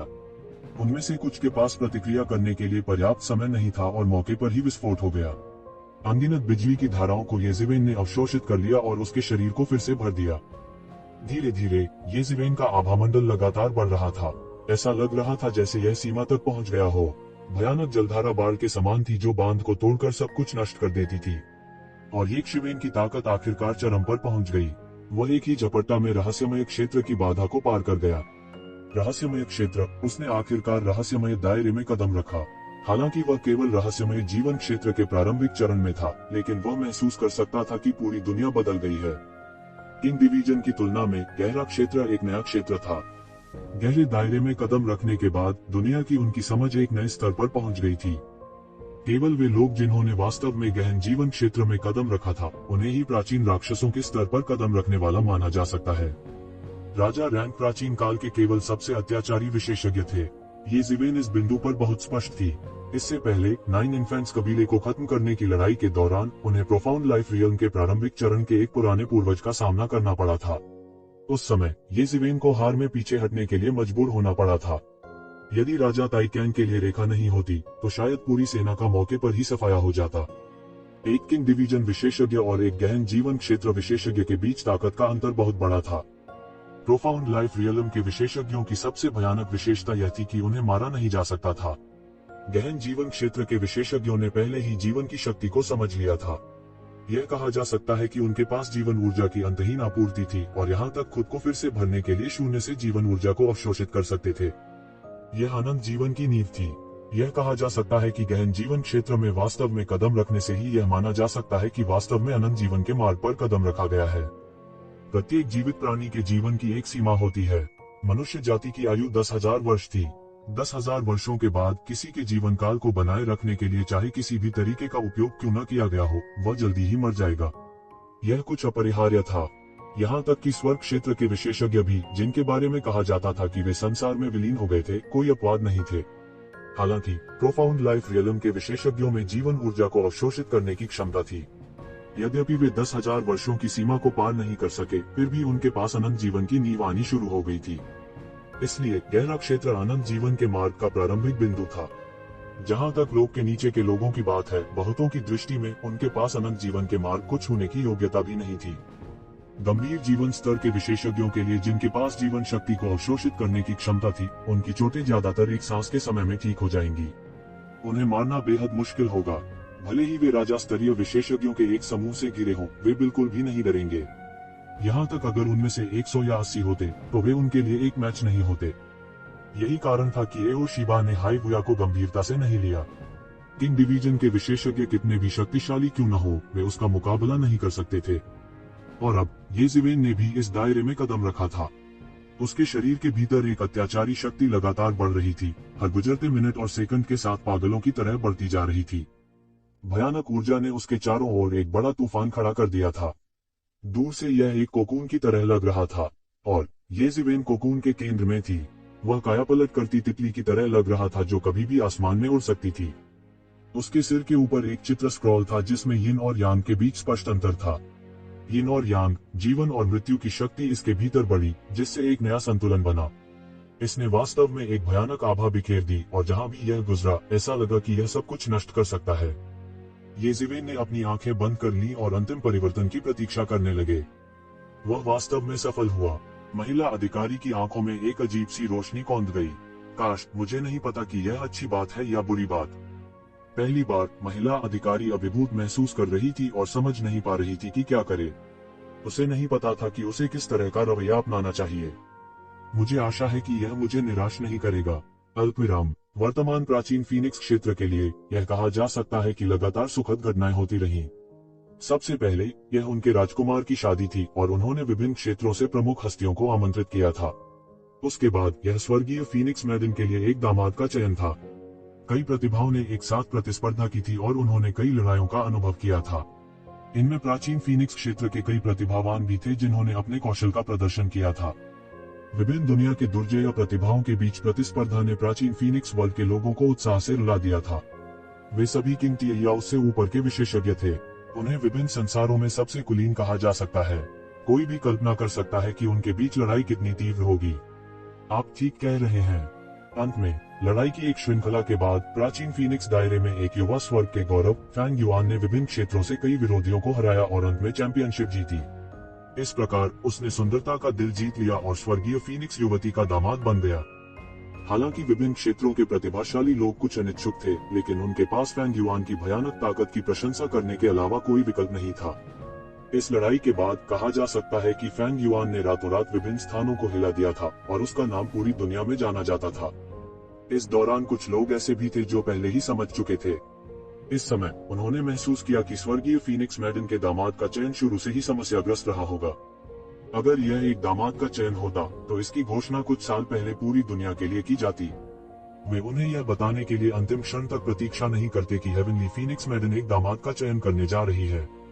हालांकि उनका मानना कि उनकी ताकत खराब नहीं थी, उन्हें निश्चित रूप से शीर्ष पायदान का बिजली घर नहीं माना जा सकता था।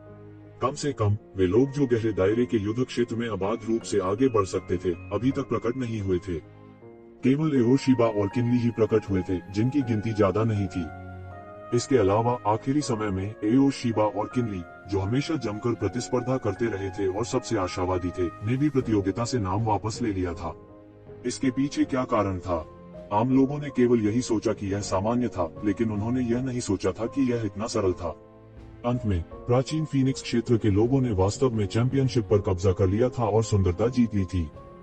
हालांकि भले ही उन्होंने इसे आर पार देख लिया था, फिर भी उन्होंने इसे जोर से नहीं कहा। सभी को बहुत स्पष्ट था कि उन्हें इस यात्रा से बहुत लाभ भी मिला है। उनमें से कई लोगों ने बहुत लाभ भी प्राप्त किया था। हालांकि अंत में वे फैंग युआन के लिए सीढ़ी बन गए थे। उन्होंने उन्हें रातों रात प्रसिद्ध होने में मदद की थी। यह जीनियस, जिसे केवल प्राचीन फीनिक्स वर्ल्ड में एक अच्छी प्रतिष्ठा के रूप में माना जा सकता था, हर दुनिया में रातों रात प्रसिद्ध हो गया था। हालांकि इसे एक कीमत भी माना जा सकता है। प्राचीन फीनिक्स क्षेत्र ने निर्वाण पूल को अनायास ही खोल दिया था। ऐसे लाभ इतनी आसानी से कैसे प्राप्त किए जा सकते हैं? फैंग युआन के अलावा जिसकी सबसे अधिक लाइमलाइट थी, वह हाई वुया थी। निर्वाण ताल में युद्ध के बाद उसे बहुत लाभ हुआ था। उसके बाद वह धीरे धीरे गहन क्षेत्र के महान क्लेश से गुजरा, गहन क्षेत्र में कदम रखा और एक शीर्षस्थ विशेषज्ञ बन गया। हालांकि अंत में वह फेंग युआन से हार गया था, फिर भी दो प्रोफाउंड रियल्म विशेषज्ञों के बीच भयानक लड़ाई ने सभी को मदहोश कर दिया था। हालांकि एओशिबा और किनली पहले लड़ चुके थे, उनके विरोधी केवल किंग रैंक के विशेषज्ञ थे। वे अपनी पूरी ताकत नहीं दिखा सके। बाद में दोनों ने प्रतियोगिता से नाम वापस ले लिया था, जिससे सभी को बहुत पछतावा हुआ। हालांकि उन दोनों की तुलना में हाईवुया केवल एक नया उन्नत प्रोफाउंड रियलम विशेषज्ञ था, फिर भी वह एक प्रोफाउंड लाइफ रियलम विशेषज्ञ था। वह असली सौदा था। उसके और फेंग युआन के बीच की लड़ाई भी एक क्लासिक बन गई थी। इस लड़ाई के कारण ही सभी ने फेंग युआन की भयानक ताकत को स्पष्ट रूप से देखा। हालांकि प्राचीन फीनिक्स दायरे ने कुछ तरकीबों का इस्तेमाल किया था, फेंग युआन के पास वास्तव में इतनी ताकत थी, इसलिए यह समझा जा सकता था कि वह चैंपियनशिप जीतेंगे। प्रत्येक लोक के अनुपम वीरों में उसका स्थान हो। हालांकि उनके जाने से पहले कुछ आश्चर्यजनक हुआ। उन्होंने मूल रूप से सोचा था कि चैंपियनशिप जीतने के बाद ही फेंग युआन की सगाई होगी। हालांकि उन्होंने उम्मीद नहीं की थी कि प्राचीन फीनिक्स क्षेत्र बिजली की गति से फेंग युआन और स्वर्गीय फीनिक्स युवती हुआ मैंधान की शादी की घोषणा करेगा। 10 दिन बाद लोगों के इस समूह के पास रहने के अलावा कोई विकल्प नहीं था। उन्हें पहली शादी में शामिल होना था, उसके बाद उन्हें दूसरी शादी में भाग लेना जारी रखना पड़ा। प्रत्येक शादी पहले की तुलना में भव्य और अधिक रोमांचक थी। एक के बाद एक विभिन्न दुनिया के बड़े शॉट्स प्राचीन फीनिक्स क्षेत्र के शाही शहर में पहुंचे। इसमें प्राचीन फीनिक्स क्षेत्र के कई बड़े शॉट शामिल थे। एक पल के लिए प्राचीन फीनिक्स क्षेत्र का शाही शहर शोर और उत्साह से भर गया था। कई प्राचीन जीव शैतान देवताओं की तरह थे। वे सभी इंपीरियल सिटी में हत्या के इरादे और अत्याचारी ताकत से भरे हुए थे। 3 दिन बाद सारे बड़े शॉट्स भी खत्म हो गए थे। फीनिक्स किंग ने विशेष रूप से इंपीरियल सिटी में शादी के स्थान के रूप में एक विशाल विला का निर्माण किया था। कई विशाल जीवों ने भी अपना आकार छोटा कर लिया था। उन्होंने प्राचीन फीनिक्स क्षेत्र के शाही शहर में गुस्ताखी से काम करने की हिम्मत नहीं की। सभी के चेहरे पर अलग अलग भाव थे। हालांकि उन्होंने अभी भी प्राचीन फीनिक्स दायरे के प्रति कुछ सम्मान दिखाने के लिए अपने चेहरे पर मुस्कान बिखेरी। द मिथ, ये ज़िवेन इतना अविश्वसनीय क्यों है? क्या उसने यह नहीं कहा कि वह निश्चित रूप से प्रकट होगा? लेकिन उस फेंग युआन वाले ने चैंपियनशिप जीत ली है। काय करते, मुझे यह मत बताओ कि बड़ी बहन हुआ उस फेंग युआन लड़के से शादी करेगी। वह छोटी लड़की विला के प्रवेश द्वार पर लगातार आगे पीछे टहल रही थी। वह बेहद चिंतित थी। ऐसा नहीं चलेगा। हम चीजों को इस तरह नहीं चलने दे सकते। अगर चीजें ऐसे ही चलती रही तो बड़ी बहन हुआ उससे शादी कर लेगी। मुझे बड़ी बहन हुआ को बचाने का कोई तरीका सोचना चाहिए। वह इस समय ये शिवेन से पूरी तरह से नफरत करती थी। वो ये ज़िवेन से भी पूरी तरह से नफरत करती थी। वह उच्चाधिकारियों के निर्णय पर सवाल नहीं उठा सकती थी। प्राचीन फीनिक्स क्षेत्र में बहुत से लोग बहुत स्पष्ट थे कि यह प्रतियोगिता पहले से ही आंतरिक रूप से तय की गई थी। हालांकि ऐसा होने पर भी यह बेकार था। एकमात्र तरीका जिसके बारे में वह सोच सकती थी वह था नियमों में खामियों का उपयोग करना। अगर ये ज़िवेन चैंपियनशिप जीत जाती है तो क्या प्राचीन फीनिक्स क्षेत्र अपने ही चेहरे पर थप्पड़ मार सकता है? यह स्वाभाविक रूप से असंभव था। इसलिए एकमात्र सौदेबाजी की चिप जो सब कुछ बदल सकती थी वो थी एक शिवेन। यह अफसोस की बात थी कि ये शापित ये ज़िवेन बेहद अविश्वसनीय था। वे उसे आने देने के लिए राजी हो गए थे। हालांकि फेंग युआन द्वारा चैंपियनशिप जीतने के बाद भी वह उपस्थित नहीं हुआ था। वह बस एक सड़ा हुआ व्यक्ति था। मेरे पास एक अफवाह है कि स्वर्गीय फीनिक्स गर्ल फेंग युआन से शादी करने के लिए तैयार नहीं थी। क्या मतलब है तुम्हारा? ऐसा कैसे हो सकता है कि वह तैयार नहीं थी? अगर वह राजी नहीं थी तो वह दामाद क्यों चुनेगी? उद्धरण चिन्ह। मैंने भी पिछले कुछ दिनों में इसके बारे में सुना है। ऐसा कहा जाता है कि फेंग युआन हमेशा इस स्वर्गीय फीनिक्स लड़की का पीछा करता रहा है। यह सिर्फ इतना है कि यह स्वर्गीय फीनिक्स लड़की उसे कोई चेहरा नहीं देती है। फेंग युआन ने इस बार चैंपियनशिप जीती है, इसलिए यह स्वाभाविक रूप से वह परिणाम नहीं होगा जो स्वर्गीय फीनिक्स गर्ल चाहती है। शायद यह लहरों में जोड़ देगा। अब जब आपने इसका उल्लेख किया है तो यह सच है जिसके बारे में बोलते हुए मुझे लगता है कि प्राचीन फीनिक्स क्षेत्र के कुछ लोगों को यह कहते हुए सुना है कि हमें सावधान रहना चाहिए और उस ज़िवेन से सावधान रहना चाहिए। हमें ये शिवेन से सावधान और सतर्क क्यों रहना चाहिए? प्राचीन फोनिक्स क्षेत्र की ताकत को देखते हुए क्या ये ज़िवेन परेशानी पैदा करने के लिए खुद का विनाश नहीं करेगा? मुझे नहीं पता। जल्दी सुनो, घंटी बज चुकी है। शादी शुरू होने वाली है। Dong Dong Dong. एक विशाल घंटी की आवाज तुरंत पूरे प्राचीन फीनिक्स क्षेत्र में फैल गई। बजना बजना बजना। एक विशाल घंटी की आवाज तुरंत पूरे प्राचीन फीनिक्स वर्ल्ड में फैल गई। प्राचीन घंटी की आवाज ने नन्ही बच्ची के दिल को बुरी तरह झकझोर कर रख दिया। उसने अपने निचले होंठ को काट लिया और वापस आने वाली थी। अचानक दूर क्षितिज से एक शक्तिशाली और विशाल आभा प्रकट हुई। पूरे विला में सन्नी भी एक पल में पुनर्जीवित हो गई थी। ऐसा लग रहा था जैसे उसे किसी प्रकार की तीव्र उत्तेजना प्राप्त हुई हो। विला में कई विशेषज्ञ थे। उन्होंने लगभग तुरंत प्रतिक्रिया व्यक्त की और एक के बाद एक शून्य को देखा। वे बहुत शक्तिशाली भी थे, हालांकि उन्होंने इस समय खुद को संयमित रखा था। उन्हें प्राचीन फीनिक्स वर्ल्ड को कुछ चेहरा देना था। वहां कौन जाएगा? विला की गहराइयों से जोर की चीख सुनाई दी। एक विशेषज्ञ ने फटकार लगाए, ये ज़िवेन। जैसे ही ये 3 शब्द निकले, बहुत से लोगों ने, जिनके हृदय में पहले से ही विचार थे, तुरंत प्रतिक्रिया व्यक्त की। ये ज़िवेन यहाँ है, वह वास्तव में यहाँ है। उन सभी ने कहा कि उन्हें यक्षिवेन से सावधान रहना होगा। क्या ऐसा हो सकता है कि उनके बीच कुछ चल रहा हो? बहुत से लोगों ने तुरंत सोचा। इस समय किसी और ने कहा, क्या आप यहाँ शादी में शामिल होने के लिए आए हैं? यदि ऐसा है तो अपने थोपने के तरीके को वापस लें। यह बहुत ही अशिष्टता है। क्या स्वर्गीय फीनिक्स मैडन एक दामाद की तलाश में नहीं है? मैं विशेष रूप से यहाँ भाग लेने आया हूँ। वह आंकड़ा और करीब आ रहा था। अंत में एक सियान आकृति प्रकट हुई। यह ये ज़िवेन थी। तुमने देर कर दी। मैंने सुना है कि तुम निर्वाण पूल में खेती कर रहे थे। शायद आप इस बारे में बहुत स्पष्ट नहीं है। स्वर्गीय फीनिक्स मैडन के दामाद का चयन पहले ही समाप्त हो चुका है। किसी ने समझाया, यह विला में फीनिक्स रेस की प्रतिभा थी। यह खत्म हो गया है। मैं अभी तक नहीं आया। इसे खत्म कैसे माना जा सकता है? एक दबंग अंत के साथ एक सियान आकृति पहले ही सबके सामने आ चुकी थी। यह कोई और नहीं बल्कि ये ज़िवेन थी। वह अंत में यहाँ है। इस समय छोटी लड़की के चेहरे ने आखिरकार कुछ राहत की अभिव्यक्ति प्रकट की। वह आखिरकार आ गया था। हालांकि वह बहुत पहले आ चुका था, फिर भी कोई खबर न होने से तो अच्छा ही था। अच्छा नहीं है। अगर वह इस समय आता है तो क्या वह सिर्फ बंदूक की नोक पर नहीं चलेगा? कौन जानता है कि कितने लोग उससे निपटने के लिए इस मौके का इंतजार कर रहे हैं। यदि वह पहले आता है, यदि वह जीत भी जाता है, तो उनके पास कहने के लिए कुछ नहीं होगा। लेकिन अब वह कुछ भी करे, यह सही नहीं होगा। छोटी लड़की ने तुरंत प्रतिक्रिया व्यक्त की। वह अच्छी तरह से जानती थी कि प्राचीन फीनिक्स दुनिया में बहुत से लोग ये ज़िवेन के खुद को उनके दरवाजे तक पहुंचाने का इंतजार कर रहे थे। इसलिए वह अपने दिल में लगातार शिकायत कर रही थी। ये ज़िवेन पहले नहीं आई थी, तो अब उसके आने से क्या फायदा?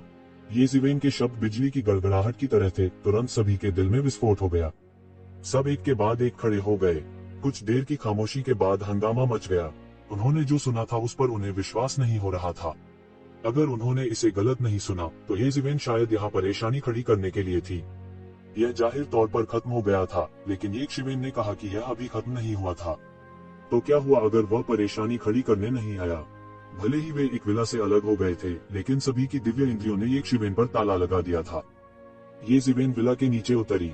फिर वह सीढ़ियों से ऊपर चला गया और विला के अंदर प्लाजा की ओर चला गया। इस बार शादी इसी विशाल प्लाजा में होगी। ये ज़िवेन, तुम इतनी देर से क्यों आई? छोटी लड़की ने ये ज़िवेन को देखा और कुछ नाराजगी भरे अंदाज में कहा, क्षमा करें, मुझे कुछ मामलों ने रोक दिया था, इसलिए मुझे देर हो गई है। यक्षिवेन ने मुस्कुराते हुए उत्तर दिया, भूल जाओ, चलो इस बारे में बात नहीं करते। अब तुम्हारे आने का क्या फायदा? तुम्हारी शादी होने वाली है। छोटी लड़की ने शिकायत की, मैं अभी तक आया भी नहीं। आप इस तरह कैसे शुरू कर सकते हैं? ये ज़िवेन मुस्कुराए और बोली। फिर उसने छोटी बच्ची की ओर देखा और कहा, चिंता मत करो, यह सब ठीक है, यह सब मुझ पर छोड़ दो।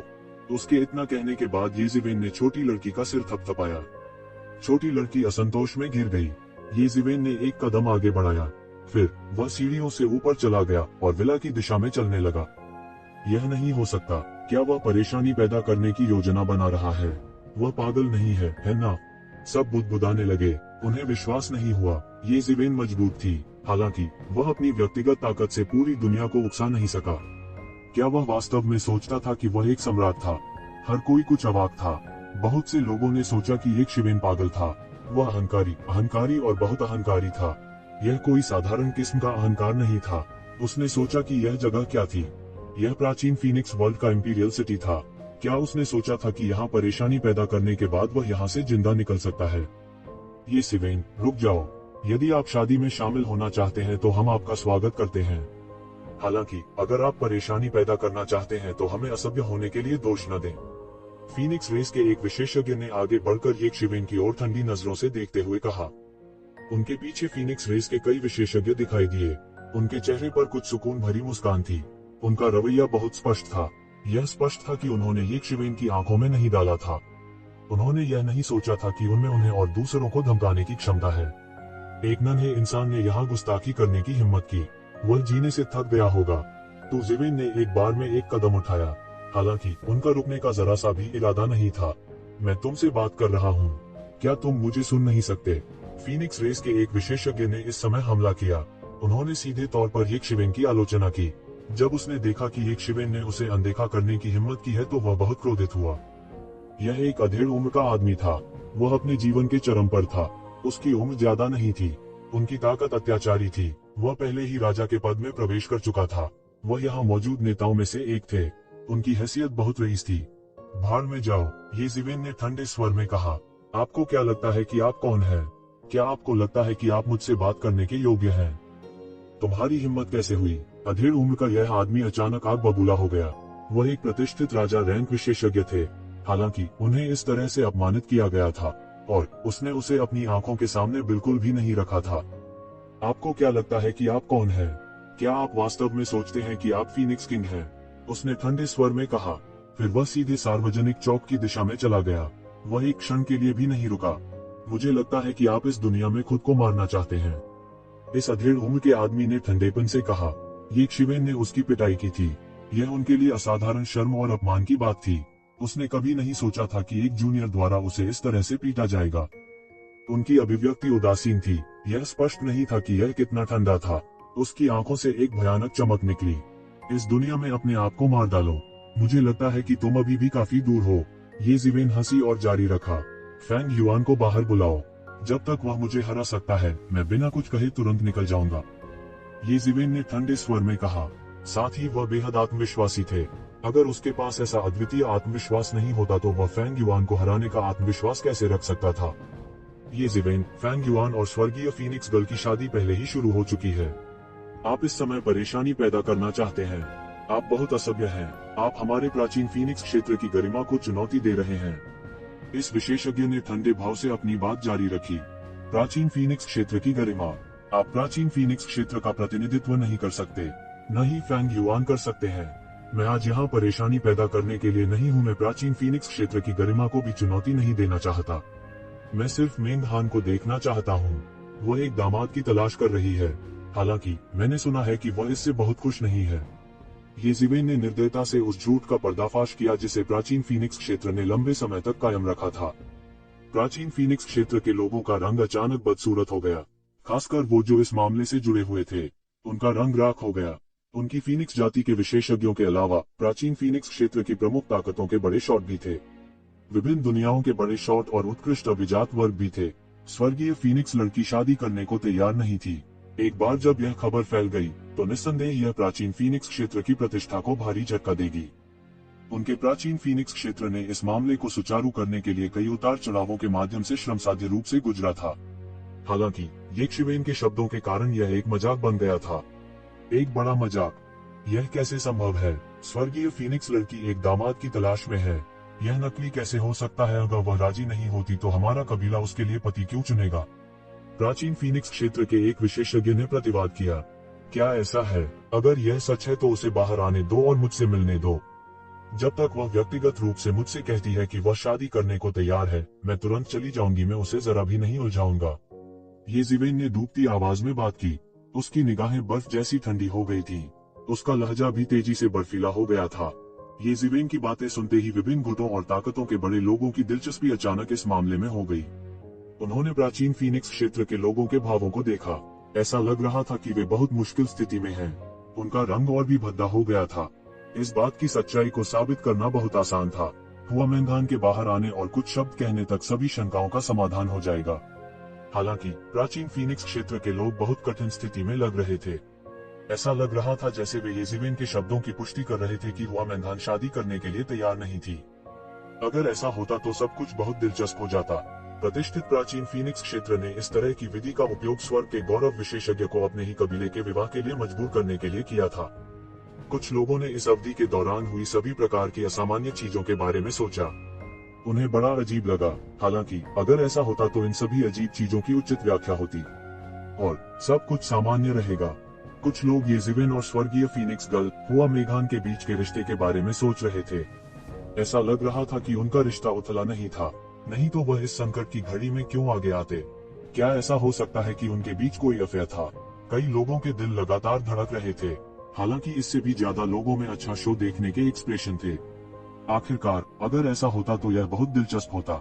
उन्हें उम्मीद नहीं थी कि प्राचीन फीनिक्स दायरे में आने के बाद वे मुफ्त में एक अच्छा शो देख पाएंगे। कई लोग ये शिवेन के साहस से चुपके से हैरान भी थे। उसने खुद से प्राचीन फीनिक्स क्षेत्र जैसी बड़ी दुनिया को भड़काने का साहस किया था। इसे अभूतपूर्व माना जा सकता है, और उसने ऐसा करने का साहस किया था। येज़िवेन, मुझे लगता है कि तुम जीने से थक गए हो। अधेड़ उम्र का आदमी आखिरकार इसे और सहन नहीं कर सका। उसने तुरंत हमला कर दिया। अधेड़ उम्र का आदमी ठंड से चिल्लाया और तुरंत हमला कर दिया। असीम लपटें निकली और एक विशाल अग्नि फीनिक्स में परिवर्तित हो गई। फिर यह शानदार तरीके से येशिवेन की ओर झपटा। एक राजा रैंक के विशेषज्ञ की भयानक ताकत एक पल में प्रकट हो गई थी। वो समझ गया था कि वो येशिवेन को बात करने नहीं दे सकता, अन्यथा वह नहीं जानता कि किस तरह की चीजें सामने आएंगी। प्राचीन फीनिक्स वर्ल्ड ने आज चेहरा खो दिया था, इसलिए वो येशिवेन को इतनी आसानी से जाने की अनुमति नहीं दे सकता था। टकराना, आग की लपटें शून्य में से जल उठी और जोर से गड़गड़ाहट के साथ येज़िवेन के शरीर पर जा गिरी। येज़िवेन ने चकमा नहीं दिया। वास्तव में वह हिल भी नहीं रहा था। असीम लपटें गायब हो गईं। ऐसा लग रहा था जैसे वे किसी प्रकार की शक्ति द्वारा अवशोषित हो गए हों। लपटें एक पल में लगभग गायब हो गई थी। वे येशिवेन द्वारा पूरी तरह से अवशोषित कर लिए गए थे। यह कैसे संभव है? अधेड़ उम्र का आदमी हैरान रह गया।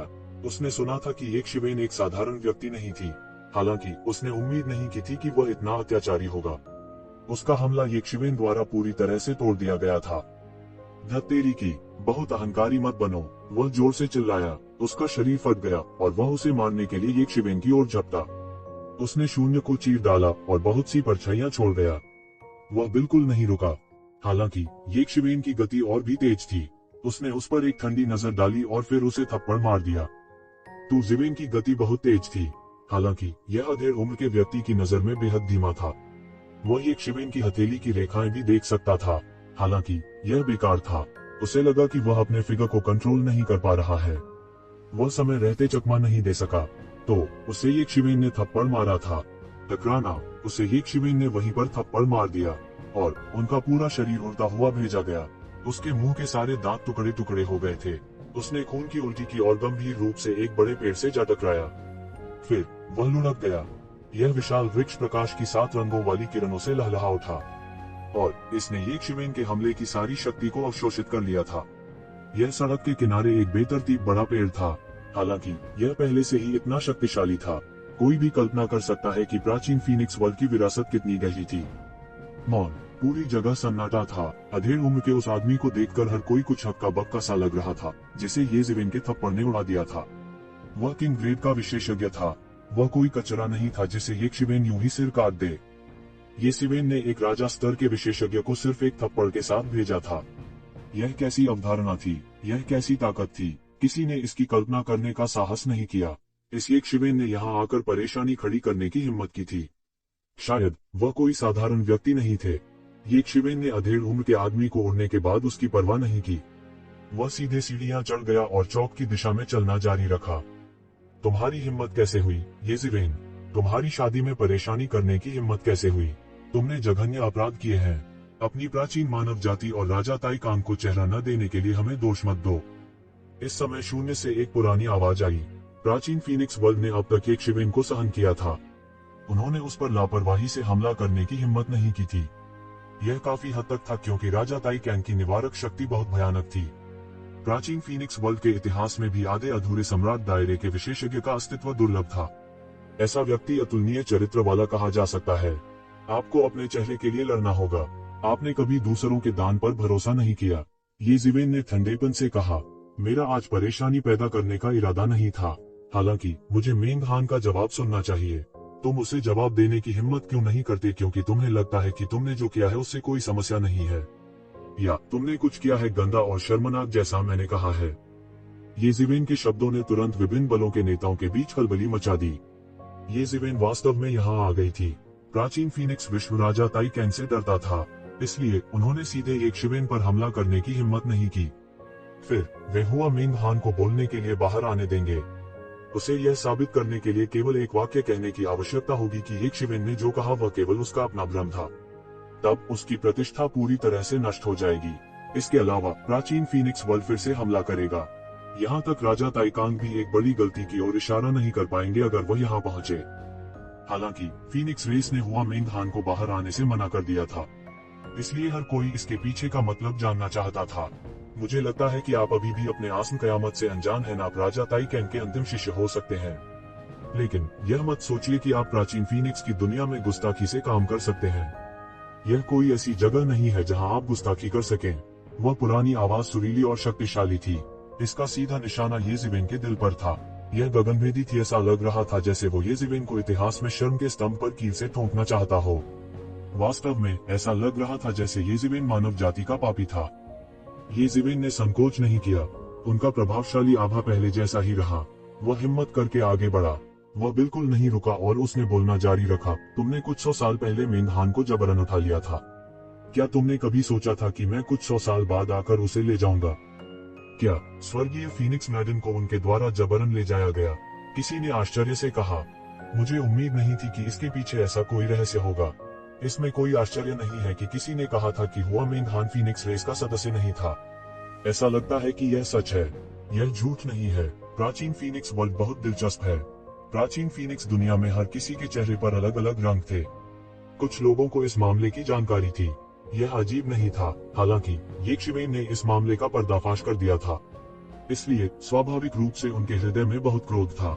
हालांकि ज्यादातर लोगों को इस इतिहास के बारे में पता नहीं था। बहुत से लोग केवल यह जानते थे कि हुआ मिंग हान फीनिक्स किंग का अंतिम शिष्य था। उसके पास एक रहस्यमय रक्त रेखा थी और वह फीनिक्स रेस के लिए बहुत महत्वपूर्ण थी। हालांकि उन्होंने नहीं सोचा था कि इस मामले के पीछे कोई ऐसा राज होगा। यह स्पष्ट था कि सब कुछ सुचारू रूप से नहीं चल रहा था। बकवास, यह कैसे संभव है? हमारी फीनिक्स रेस कितनी शक्तिशाली है, हमारी इतनी बड़ी प्रतिष्ठा है, इसलिए किसी बाहरी व्यक्ति को जबरन छीनना असंभव है। यह सही है येज़िवेन, तुम्हारे बुरे इरादे हैं। तुमने ऐसी अफवाहें फैलाई हैं। प्राचीन फीनिक्स वर्ल्ड के कई लोगों ने इस पर विश्वास करने से इनकार कर दिया। वास्तव में हुआ मिंग हान के अनुयायियों में से कई विश्वास नहीं कर सकते थे कि उनकी देवी को प्राचीन फीनिक्स वर्ल्ड में इस तरह से लाया गया था। मैं जो कह रहा हूँ वह सच है या झूठ? फैंगलिंग, क्या तुम बाहर आने और बोलने की हिम्मत करते हो? क्या तुमने नहीं कहा कि मैं एक चींटी से कम हूँ? क्या आपने यह नहीं कहा कि मेरे पास आपके सामने आने की योग्यता नहीं है? आप क्या सोचते हैं, मैं तब तुम्हारी आंखों में चींटी थी? क्या मेरे पास अभी भी एक फीनिक्स के सामने खड़े होने की योग्यता है जो आपके जैसे 9वें स्वर तक उड़ सकता है? येज़िवेन ने जोर से कहा। उसकी आवाज पूरे विला में फैल गई। उसकी अभिव्यक्ति में पागलपन का निशान था। सैकड़ों साल हो गए थे। उसने सैकड़ों वर्षों से अपने दिल में अन्याय और गुस्सा महसूस किया था। हुआ मिंग हान को फैंगलिंग ने ठीक उसकी नाक के नीचे से उठा लिया था। उन्हें स्थिति को उबारने का जरा सा भी अवसर नहीं दिया गया था। उन्हें समझाने का जरा सा भी मौका नहीं दिया गया था। शायद येज़िवेन उस समय फैंगलिंग की नजर में एक चींटी की तरह कमजोर थी। शायद पूरी ट्रू मार्शल वर्ल्ड में कोई भी उसकी आंखों में प्रवेश नहीं कर पाता। अगर हुआ मिंग हान नहीं होता तो उसने येज़िवेन को थोड़ी देर और देखा होता। उस समय उनके मन में बहुत क्रोध आया था। वह इस बात से भी नाराज था कि वह बेकार था।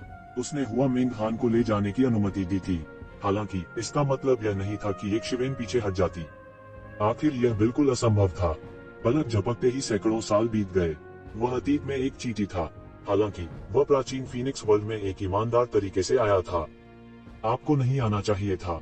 इस समय एक बर्फीली आवाज सुनाई दी। फिर पहाड़ की चोटी पर प्लाजा से एक अतुलनीय अत्याचारी विशेषज्ञ की आभा बह निकली। यह एक अधेड़ उम्र का आदमी था। येज़िवेन ने इस आदमी को कई सालों से नहीं देखा था। हालांकि वह इस आदमी के चेहरे को कभी नहीं भूलेगा, भले ही दुनिया उजाड़ हो जाए। इस आदमी ने उसे अपमानित किया था और उसे चींटी की तरह रौंद कर मार डालना चाहता था। अगर येमो ने टैबू तकनीक का इस्तेमाल नहीं किया होता तो येज़िवेन उस समय फैंगलिंग के हाथों मर गए होते। वास्तव में वह अपनी वर्तमान साधना को प्राप्त करने में सक्षम नहीं होता। यह उस समय एक क्षणिक गलती थी, इसलिए तुमने मेरा फायदा उठाया है। फैंगलिंग ने बेहद ठंडे और निर्मम तरीके से कहा। वह हुआ मिंग हान को सैकड़ों साल पहले दूर ले गया था। उसने येज़िवेन को अपनी आंखों में नहीं डाला था, भले ही येज़िवेन ने एक क्षण पहले राजा स्तर के विशेषज्ञ की ताकत का प्रदर्शन किया था। क्या तुमने सच में एक क्षणिक गलती की है? नहीं, तुम उस समय मुझे मारना चाहते थे। दुर्भाग्य से उस समय आपके पास ऐसा करने की क्षमता नहीं थी। ये जिवेन ने उपहास किया और कहा, यह कहा जा सकता है कि फैंगलिंग अतीत में उसके लिए समुद्र की तरह था। वह अंदाजा नहीं लगा सकता था कि वह किस तरह के दायरे में है। उसने लापरवाही से उसे मारने के लिए अपनी भव्य आभा जारी की थी। शायद अगर हुआ मिंगहान ने उसे बचाने के लिए अपनी जान जोखिम में नहीं डाली होती तो वह बहुत पहले ही मर गया होता। ये मोह अचानक नहीं भड़का था। यह कहा जा सकता है कि फैंगलिंग क्रूर और निर्दयी था। वह खरपतवार को काटकर जड़ से खत्म कर देता था। वह भविष्य में कोई परेशानी नहीं छोड़ेगा। ये जिवेन उस समय एक चींटी की तरह अस्तित्व में थी। हालांकि वह एक शिवेन का भी सिर कलम करना चाहता था।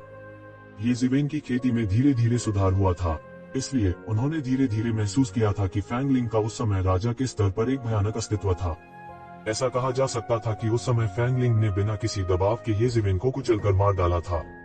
अब सैकड़ों वर्ष बीत चुके थे। वह किस मुकाम पर पहुंचे थे यह कोई नहीं जानता था। हालांकि ये जिवेन पहले से अधिक आश्वस्त हो गई थी। मैंने उस समय तुम्हें नहीं मारा था। मुझे उम्मीद नहीं थी कि आप इस मुकाम तक बढ़ेंगे। हालांकि उस गलती के लिए तैयार होने में देर नहीं हुई है। हम राजा ताइकान का सम्मान करते हैं, लेकिन यह नहीं सोचते कि हम उनसे डरते हैं। तुमने मौत को दावत दी है, इसलिए आप किसी को दोष नहीं दे सकते। आप भाग्यशाली थे कि वह आपके लिए बचने के अवसर के लिए लड़े थे। दुर्भाग्य से आपने इसे संजोया नहीं, तो मैं तुम्हें नरक में भेज दूं। उद्धरण चिन्ह, मुझे मेरे रास्ते पर भेज देना, सिर्फ तुम्हारे साथ। क्या आपको लगता है कि यह अब भी वैसा ही है जैसा कुछ 100 साल पहले था? ये सिवेन ने धीरे से कहा। यह एक प्रकार का आत्मविश्वासी स्वभाव था। कई 100 साल पहले की तुलना में वर्तमान ये जिवेन का पुनर्जन्म हुआ था। वह अब कोई साधारण व्यक्ति नहीं था। उनके शरीर पर एक अदम्य आभा थी जिससे लोग उनकी प्रशंसा करते थे। यह ऐसा था जैसे वह अजेय था। मेरी राय में आप कई 100 साल पहले से नहीं बदले हैं, फैंगलिंग ने भौहें चढ़ाकर कहा। उसे थोड़ा अजीब लगा, हालांकि उन्होंने इसे गंभीरता से नहीं लिया। आखिर उनका अपना अनुभव था। आपने कई 100 वर्षों में केवल थोड़ी सी प्रगति की है, हालांकि आप इन कई 100 वर्षों में मेरी वास्तविक प्रगति देख पाएंगे। ये जिवेन ने फैंगलिंग को देखा और कहा, ठीक है, मुझे देखने दो कि तुमने कितनी प्रगति की है। तुम आज यहाँ गिरोगे। भगवान बनने की राह की प्रतिस्पर्धा का तुमसे कोई लेना देना नहीं है। फैंगलिंग ने कहा, मैं इसके लिए लंबे समय से इंतजार कर रहा हूँ। ये जिवेन ने ठंडेपन से कहा। सभी ने ये शिवेन को कुछ चिंता से देखा। वह सबके सामने प्रसिद्ध नहीं था, हालांकि फैंगलिंग पूरी तरह से अलग था। फैंगलिंग की ताकत बहुत अत्याचारी थी। इसके अलावा वह कई 100 साल पहले से प्राचीन फीनिक्स क्षेत्र के निरीक्षक थे। उस समय उनकी ख्याति पूरे विश्व में फैल चुकी थी। अब यह कहा गया कि वह पहले ही रहस्यमय क्षेत्र में प्रवेश कर चुका था। क्या ये जिवेन ऐसे अत्याचारी प्रतिद्वंदी का मुकाबला कर सकती है? इस समय सभी तटस्थ थे, हालांकि उनका झुकाव एक शिवेन की तरफ ज्यादा था। वह एक दुखद नायक थे। टकराना। फैंगलिंग ने तुरंत हमला किया। वह बहुत शक्तिशाली था। उसके शरीर पर आभा पल भर में उबल पड़ी। ऐसा लग रहा था जैसे कोई साक्षात भगवान इस दुनिया में आ गया हो। कुछ लोगों ने कहा कि रहस्यमय क्षेत्र अमरता के मार्ग का प्रारंभिक बिंदु था और ईश्वर क्षेत्र अमरता के मार्ग का अंत था। हालांकि यह हजारों पहाड़ों और नदियों से अलग हो गया था, लेकिन इसमें पहले से ही देवताओं की कुछ विशेषताएं थीं। उसके पीछे प्रकाश की अनगिनत किरणें फूट पड़ी। ऐसा लग रहा था जैसे सूर्य, चंद्रमा और आकाश के तारे खुदे हुए हों। उनकी भयानक आभा ने दुनिया को दबा दिया। वह बहुत मजबूत है। वह अभी कैसे रहस्यमय दायरे में प्रवेश कर सकता है? ऐसा लगता है कि हर कोई उसके द्वारा धोखा दिया गया है। मुझे डर है कि पुरानी पीढ़ी के कई लोग फैंगलिंग की ताकत का मुकाबला नहीं कर सकते। वे वास्तव में बहुत मजबूत हैं। कोई आश्चर्य नहीं कि वे प्राचीन फीनिक्स क्षेत्र के गश्ती दूत हैं। उनमें से कोई भी सरल नहीं है। भीड़ तुरंत हंगामा करने लगी। ये लोग यह भी देख सकते थे कि फैंगलिंग कितना भयानक था। दुनिया को नीचा दिखाने का यह रवैया कुछ ऐसा नहीं था जो आम लोगों के पास हो। फैंगलिंग का शरीर अंतहीन लपटों से जल रहा था। वही एक शिवेन को मारने के लिए दौड़ा। उनके राजसी कद ने दमन की एक मजबूत भावना को उजागर किया। ऐसा लग रहा था जैसे वो एक शिवेन को दबाना चाहता था। अब मैं तुम्हें समझाता हूँ, कुछ 100 वर्षों के बाद भी तुम्हें मारना अभी भी उतना ही आसान होगा जितना मेरा हाथ हिलाना। फैंगलिंग जोर से चिल्लाया। उसके शरीर पर आभा बिना कुछ पकड़े पूरी तरह से फूट पड़ी। उसकी टकटकी अतुलनीय रूप से ठंडी थी, मानो ये एक शिवेन को जिंदा जमा सकती है। तो और कोशिश करो, बकवास मत करो। ये जिवेन जरा सा भी विनम्र नहीं था। उसने उसी कठोरता के साथ उसका सामना किया। वह कदम दर कदम आगे बढ़ा। वह फैंगलिंग की भव्य आभा से विचलित नहीं हुआ। उसका शरीर भी सुनहरे दिव्य तेज से चमक उठा। जगमगाती रोशनी उमड़ पड़ी और आधी दुनिया में छा गई। ऐसा लग रहा था जैसे दुनिया उसके क्यूई और रक्त के साथ बह रही थी। टकराना। इस समय दोनों पक्षों के हथेलियां शून्य में जमकर टकराईं। ऐसा लग रहा था मानो आसमान टूट पड़ा हो। दोनों पक्षों के पैरों के नीचे काले रंग का एक बड़ा विस्तार दिखाई दिया। यह हमला अतुलनीय रूप से भयानक था। यह येज़िवेन एक नुकसानदेह स्थिति में नहीं आया। क्या उसने भी रहस्यमयी दायरे में प्रवेश किया है? यह असंभव है। उसके बारे में कोई खबर कैसे नहीं हो सकती? कई लोगों ने येज़िवेन को अविश्वास से देखा। फैंग लिंग और येज़िवेन गले मिले हुए थे। बहुत से लोग येज़िवेन के दायरे पर संदेह करने लगे। वह स्पष्ट रूप से राजा स्तर का विशेषज्ञ था और वास्तव में उनकी आभा से न्याय करने का मामला था। फैंग लिंग ने अपनी पूरी ताकत का इस्तेमाल नहीं किया था। हालांकि एक रहस्यमय क्षेत्र विशेषज्ञ अभी भी एक रहस्यमय क्षेत्र विशेषज्ञ था। तो राजा स्तर के विशेषज्ञ के पास वापस लड़ने का मौका कैसे हो सकता है? फैंग लिंग, आप सैकड़ों वर्षों के बाद ही इस स्तर पर पहुंचे हैं। येज़िवेन ने उपहास किया। उसने एक कदम आगे बढ़ाया। वह एक सुनहरे भगवान की तरह लग रहा था। उसके शरीर के ऑपरेशन के तहत उसका क्यूई और रक्त पागलपन से बढ़ गया। येज़िवेन की प्रभावशाली आभा दूर से ही चकित कर देने वाली थी। ऐसा लग रहा था जैसे वह कोई साधारण प्राणी न हो। इसके बजाय वह एक भगवान की तरह लग रहा था। फैंग लिंग ने कुछ नहीं कहा। उसने सीधे अपना मुंह खोला और एक कौर आग उगल दी। यह बाहर गोली मार दी और अनंत आकाश के माध्यम से जला दिया। यह येशिवेन की ओर बढ़ी। नानमिंग पौराणिक अग्नि की शक्ति ने सभी को चकित कर दिया। उन्होंने खुद से पूछा कि क्या येशिवेन की जगह कोई और था। इतनी आसानी से कोई इसे ब्लॉक नहीं कर सकता था। द नानमिंग मिथिकल फायर फीनिक्स जाति की जादुई शक्ति थी। इसका उपयोग कैसे करना है सभी जानते थे। हालांकि प्रत्येक व्यक्ति की शक्ति के बीच एक बड़ी असमानता थी। यह स्पष्ट था कि नानमिंग पौराणिक अग्नि में फैंग लिंग की महारत पहले से ही एक अद्भुत स्तर पर पहुंच गई थी। यह शानदार था और पूर्णता के बिंदु पर पहुंच गया था। येशिवेन हिली भी नहीं। उनके शरीर पर देवत्व ने एक राजसी तरंग का निर्माण किया था। ऐसा लग रहा था जैसे यह सब कुछ कुचल सकता है क्योंकि यह बह गया।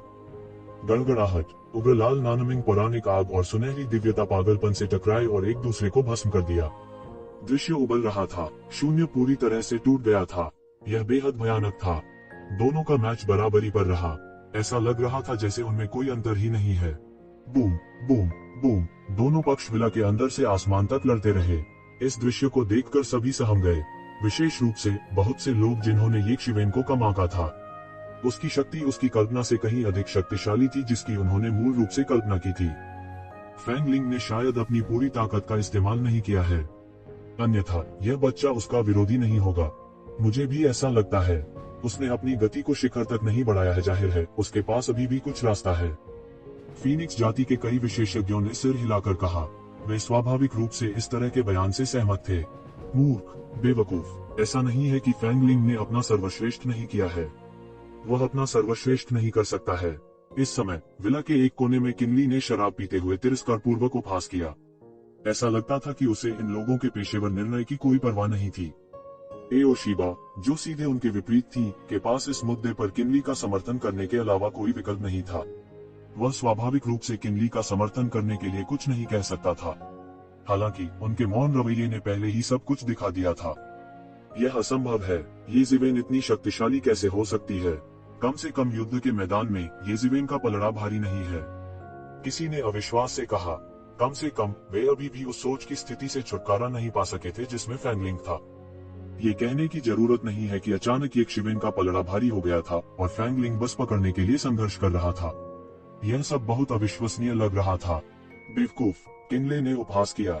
जब उसने युद्ध के मैदान में येशिवेन को देखा तो उसकी आंखों में चंचलता का संकेत था। कम से कम दानव लोक के इस व्यक्ति ने उसे निराश नहीं किया। उसने वास्तव में कुछ ऐसा किया था जो धरती को हिला देने वाला था। बीच रास्ते से हटना ही उसके लिए उचित था। हालांकि ऐसा लगता है कि वे समान रूप से मेल खाते हैं। क्या आपने ध्यान नहीं दिया? फैंग लिंग, जो पहले से ही रहस्यमय दायरे में प्रवेश कर चुका है, येशिवेन को नीचे नहीं गिरा सकता, जो केवल किंग ग्रेड में है। यह अपने आप में संदिग्ध और अनुचित है। बेवकूफ। उद्धरण चिन्ह। किनलाई की बेवजह डांट के सामने हालांकि हर कोई शर्मिंदा था, उन्होंने किनलाई के साथ प्रतिस्पर्धा करने की हिम्मत नहीं की। चाहे वह किनली की अपनी ताकत हो या उसके पीछे के मार्शल पूर्वज, वे बस उसकी तुलना नहीं कर सकते थे। सभी ने किनली के शब्दों की दिशा में देखा और देखा कि हालांकि फैंग लिंग बहुत बहादुर राज्य में लग रहा था, लेकिन यह कहा जा सकता है कि वह पहले से ही रहस्यमय दायरे में था, लेकिन वह अभी भी येशिवेन के साथ कुछ नहीं कर सका। येशिवेन की ताकत और भी अधिक हिंसक थी और यह और भी अद्भुत थी।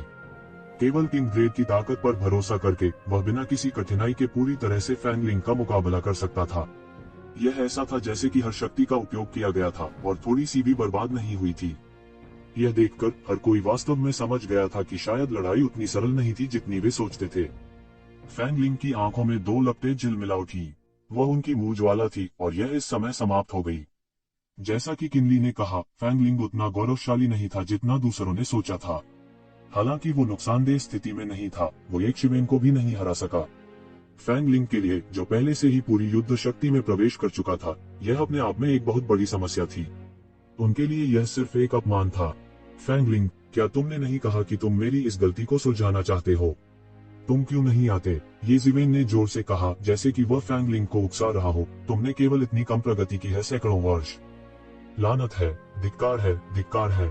फैंग लिंग दहाड़ता रहा और उसके हाथों में लपटें भी लगातार शून्य में जल रही थी, पूरी तरह से ढह रही थी और पूरी तरह से ढह रही थी। एक पल में कितनी जगह धराशायी हो गया पता ही नहीं चला। यह एक भूस्खलन या सुनामी की तरह था। हालांकि वो एक शिवेन के डिफेंस को तोड़ नहीं सका, चाहे उसने कितना भी हमला क्यों न किया हो। इस समय उसने ये जिवेन की आंखों में फिर से देखा और तुरंत समझ गया। वो कैसे नहीं समझ सकता था कि एक शिवेन ने अपनी पूरी कोशिश नहीं की थी।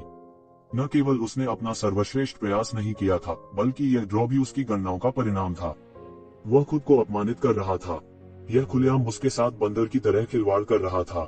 इस बारे में सोचते ही उसके दिल का गुस्सा स्वर्ग की तिजोरी से जल सकता था। वह प्राचीन फीनिक्स वर्ल्ड का एक प्रतिष्ठित निरीक्षक था। उनकी हैसियत बहुत रईस थी। हालांकि वह किसी और के चिढ़ने का लक्ष्य बन गया था। इस बदलाव ने उसे इतना उदास कर दिया कि वह खून की उल्टी करना चाहता था। उसके सामने सैकड़ों साल पहले की उस चींटी की छवि धीरे धीरे उस व्यक्ति में विलीन हो गई थी जिसने चेहरे पर एक उपहास भरी मुस्कान बिखेरी हुई थी। सैकड़ों साल पहले फैंग लिंग ने कभी नहीं सोचा होगा कि उसे ये जिवेन द्वारा इस बिंदु पर मजबूर किया जाएगा। असंभव, तुम इस बिंदु तक कैसे बढ़ सकते हो? इस समय वह अंत में अविश्वसनीय महसूस करने लगा। मूल रूप से उसने ये जिवेन को अपनी आंखों में बिल्कुल नहीं डाला, अन्य लोगों की तो बात ही छोड़ दें। अपने दिल की गहराई से उसने वास्तव में ये जिवेन को अपनी आंखों में बिल्कुल भी नहीं डाला।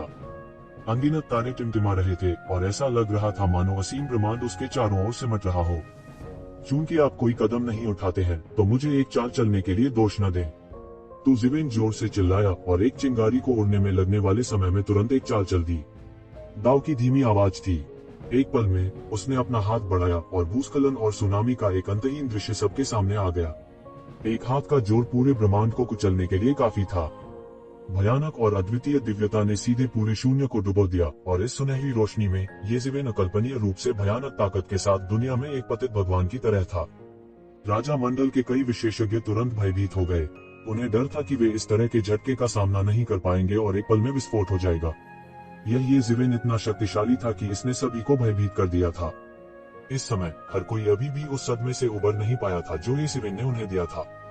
हालांकि एक शिवेन ने भी पहले भी सभी को एक जबरदस्त एहसास दिया था, लेकिन ऐसा केवल इसलिए था क्योंकि उसका कौशल शिखर पर पहुंच गया था। अब वह वास्तव में किंग ग्रेड की ताकत के साथ रहस्यमय क्षेत्र के आकाओं के खिलाफ लड़ने में सक्षम था। इससे पता चला कि दायरे के बारे में उनकी समझ पहले ही चौंकाने वाले स्तर पर पहुंच चुकी थी।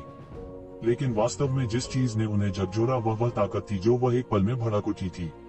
उसने तुरंत राजा के दल को पार कर लिया था और रहस्यमय क्षेत्र में कदम रख दिया था। इसने कई लोगों को अटकलें भी लगाईं। मूल रूप से सभी ने सोचा था कि राजा विभाजन की ताकत के साथ ये जिवेन एक रहस्यमय क्षेत्र विशेषज्ञ के साथ प्रतिस्पर्धा करने में सक्षम थी। यह सब बहुत असामान्य लग रहा था और कई लोगों ने निजी तौर पर अनुमान लगाया कि यह बहुत संभव है कि एक शिवेन पहले ही राजा मंडल में कदम रख चुके हों, नहीं तो समझा नहीं सकेंगे। अब ऐसा लग रहा था कि वास्तव में ऐसा ही था। आसमान चमकीला था और हर किसी के विस्मय में ये जिवेन का बड़ा सुनहरा हाथ सीधे फैंग लिंग की ओर जा गिरा। टकराना, तेज आवाज सुनाई दी।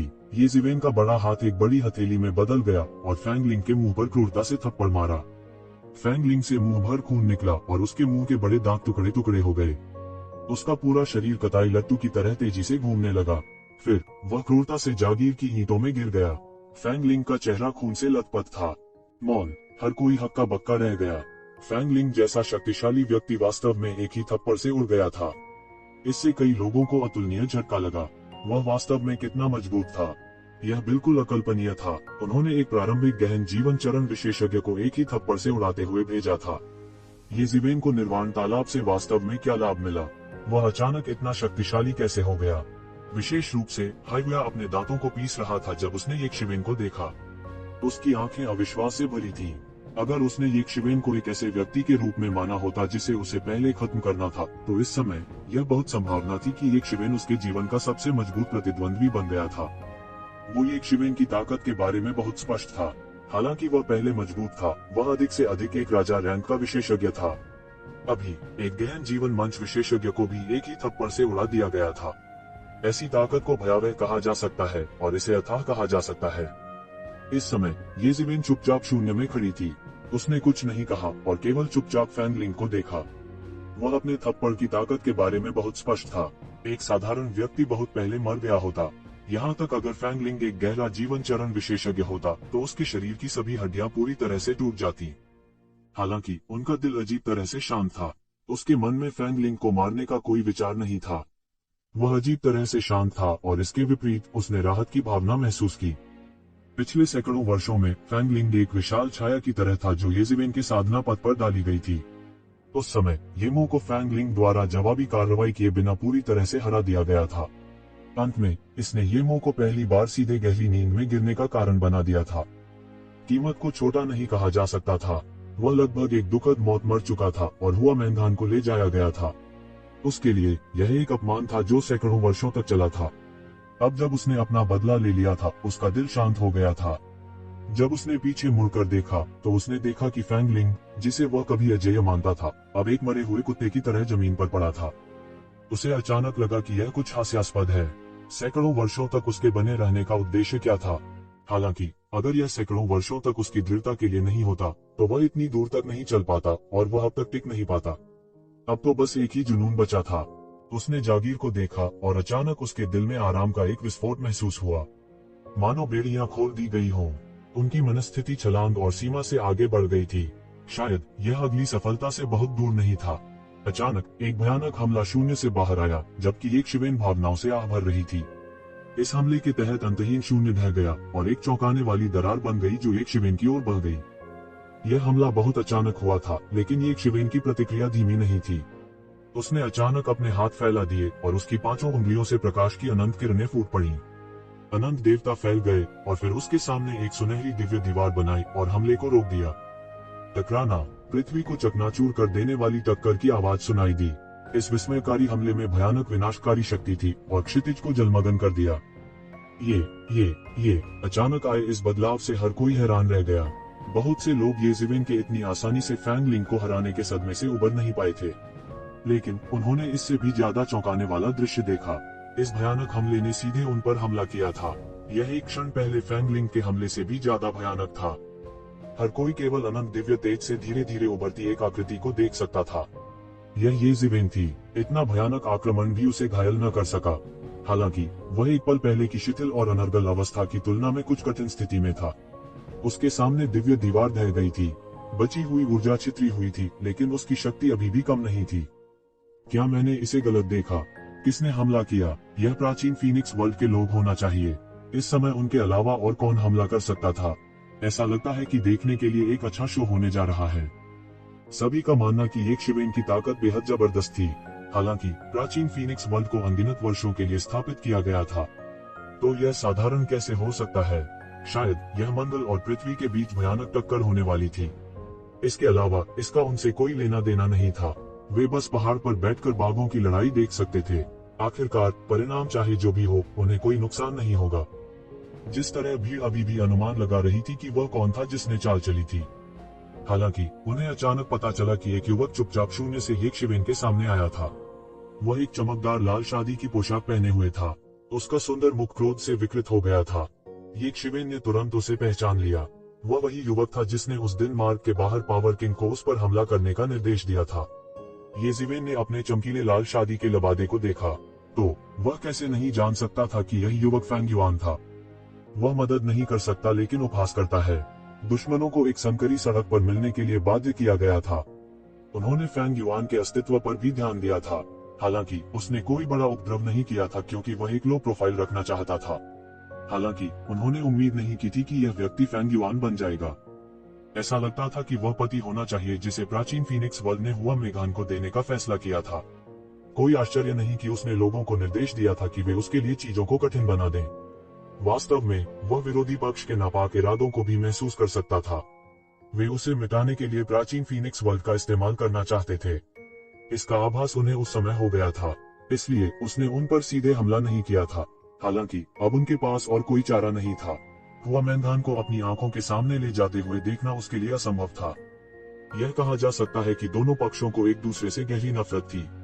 फेंग युआन ने ये जिवेन के जवाब की प्रतीक्षा नहीं की और तुरंत हमला कर दिया।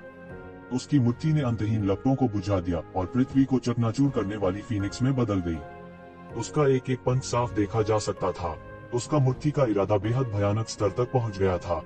देखो, फेंग युआन ने हमला किया है। मैं सोच रहा था कि किसके पास ऐसी क्षमता हो सकती है। यहाँ तक फीनिक्स किंग भी फेंग युआन की ताकत के बारे में बहुत आशावादी है।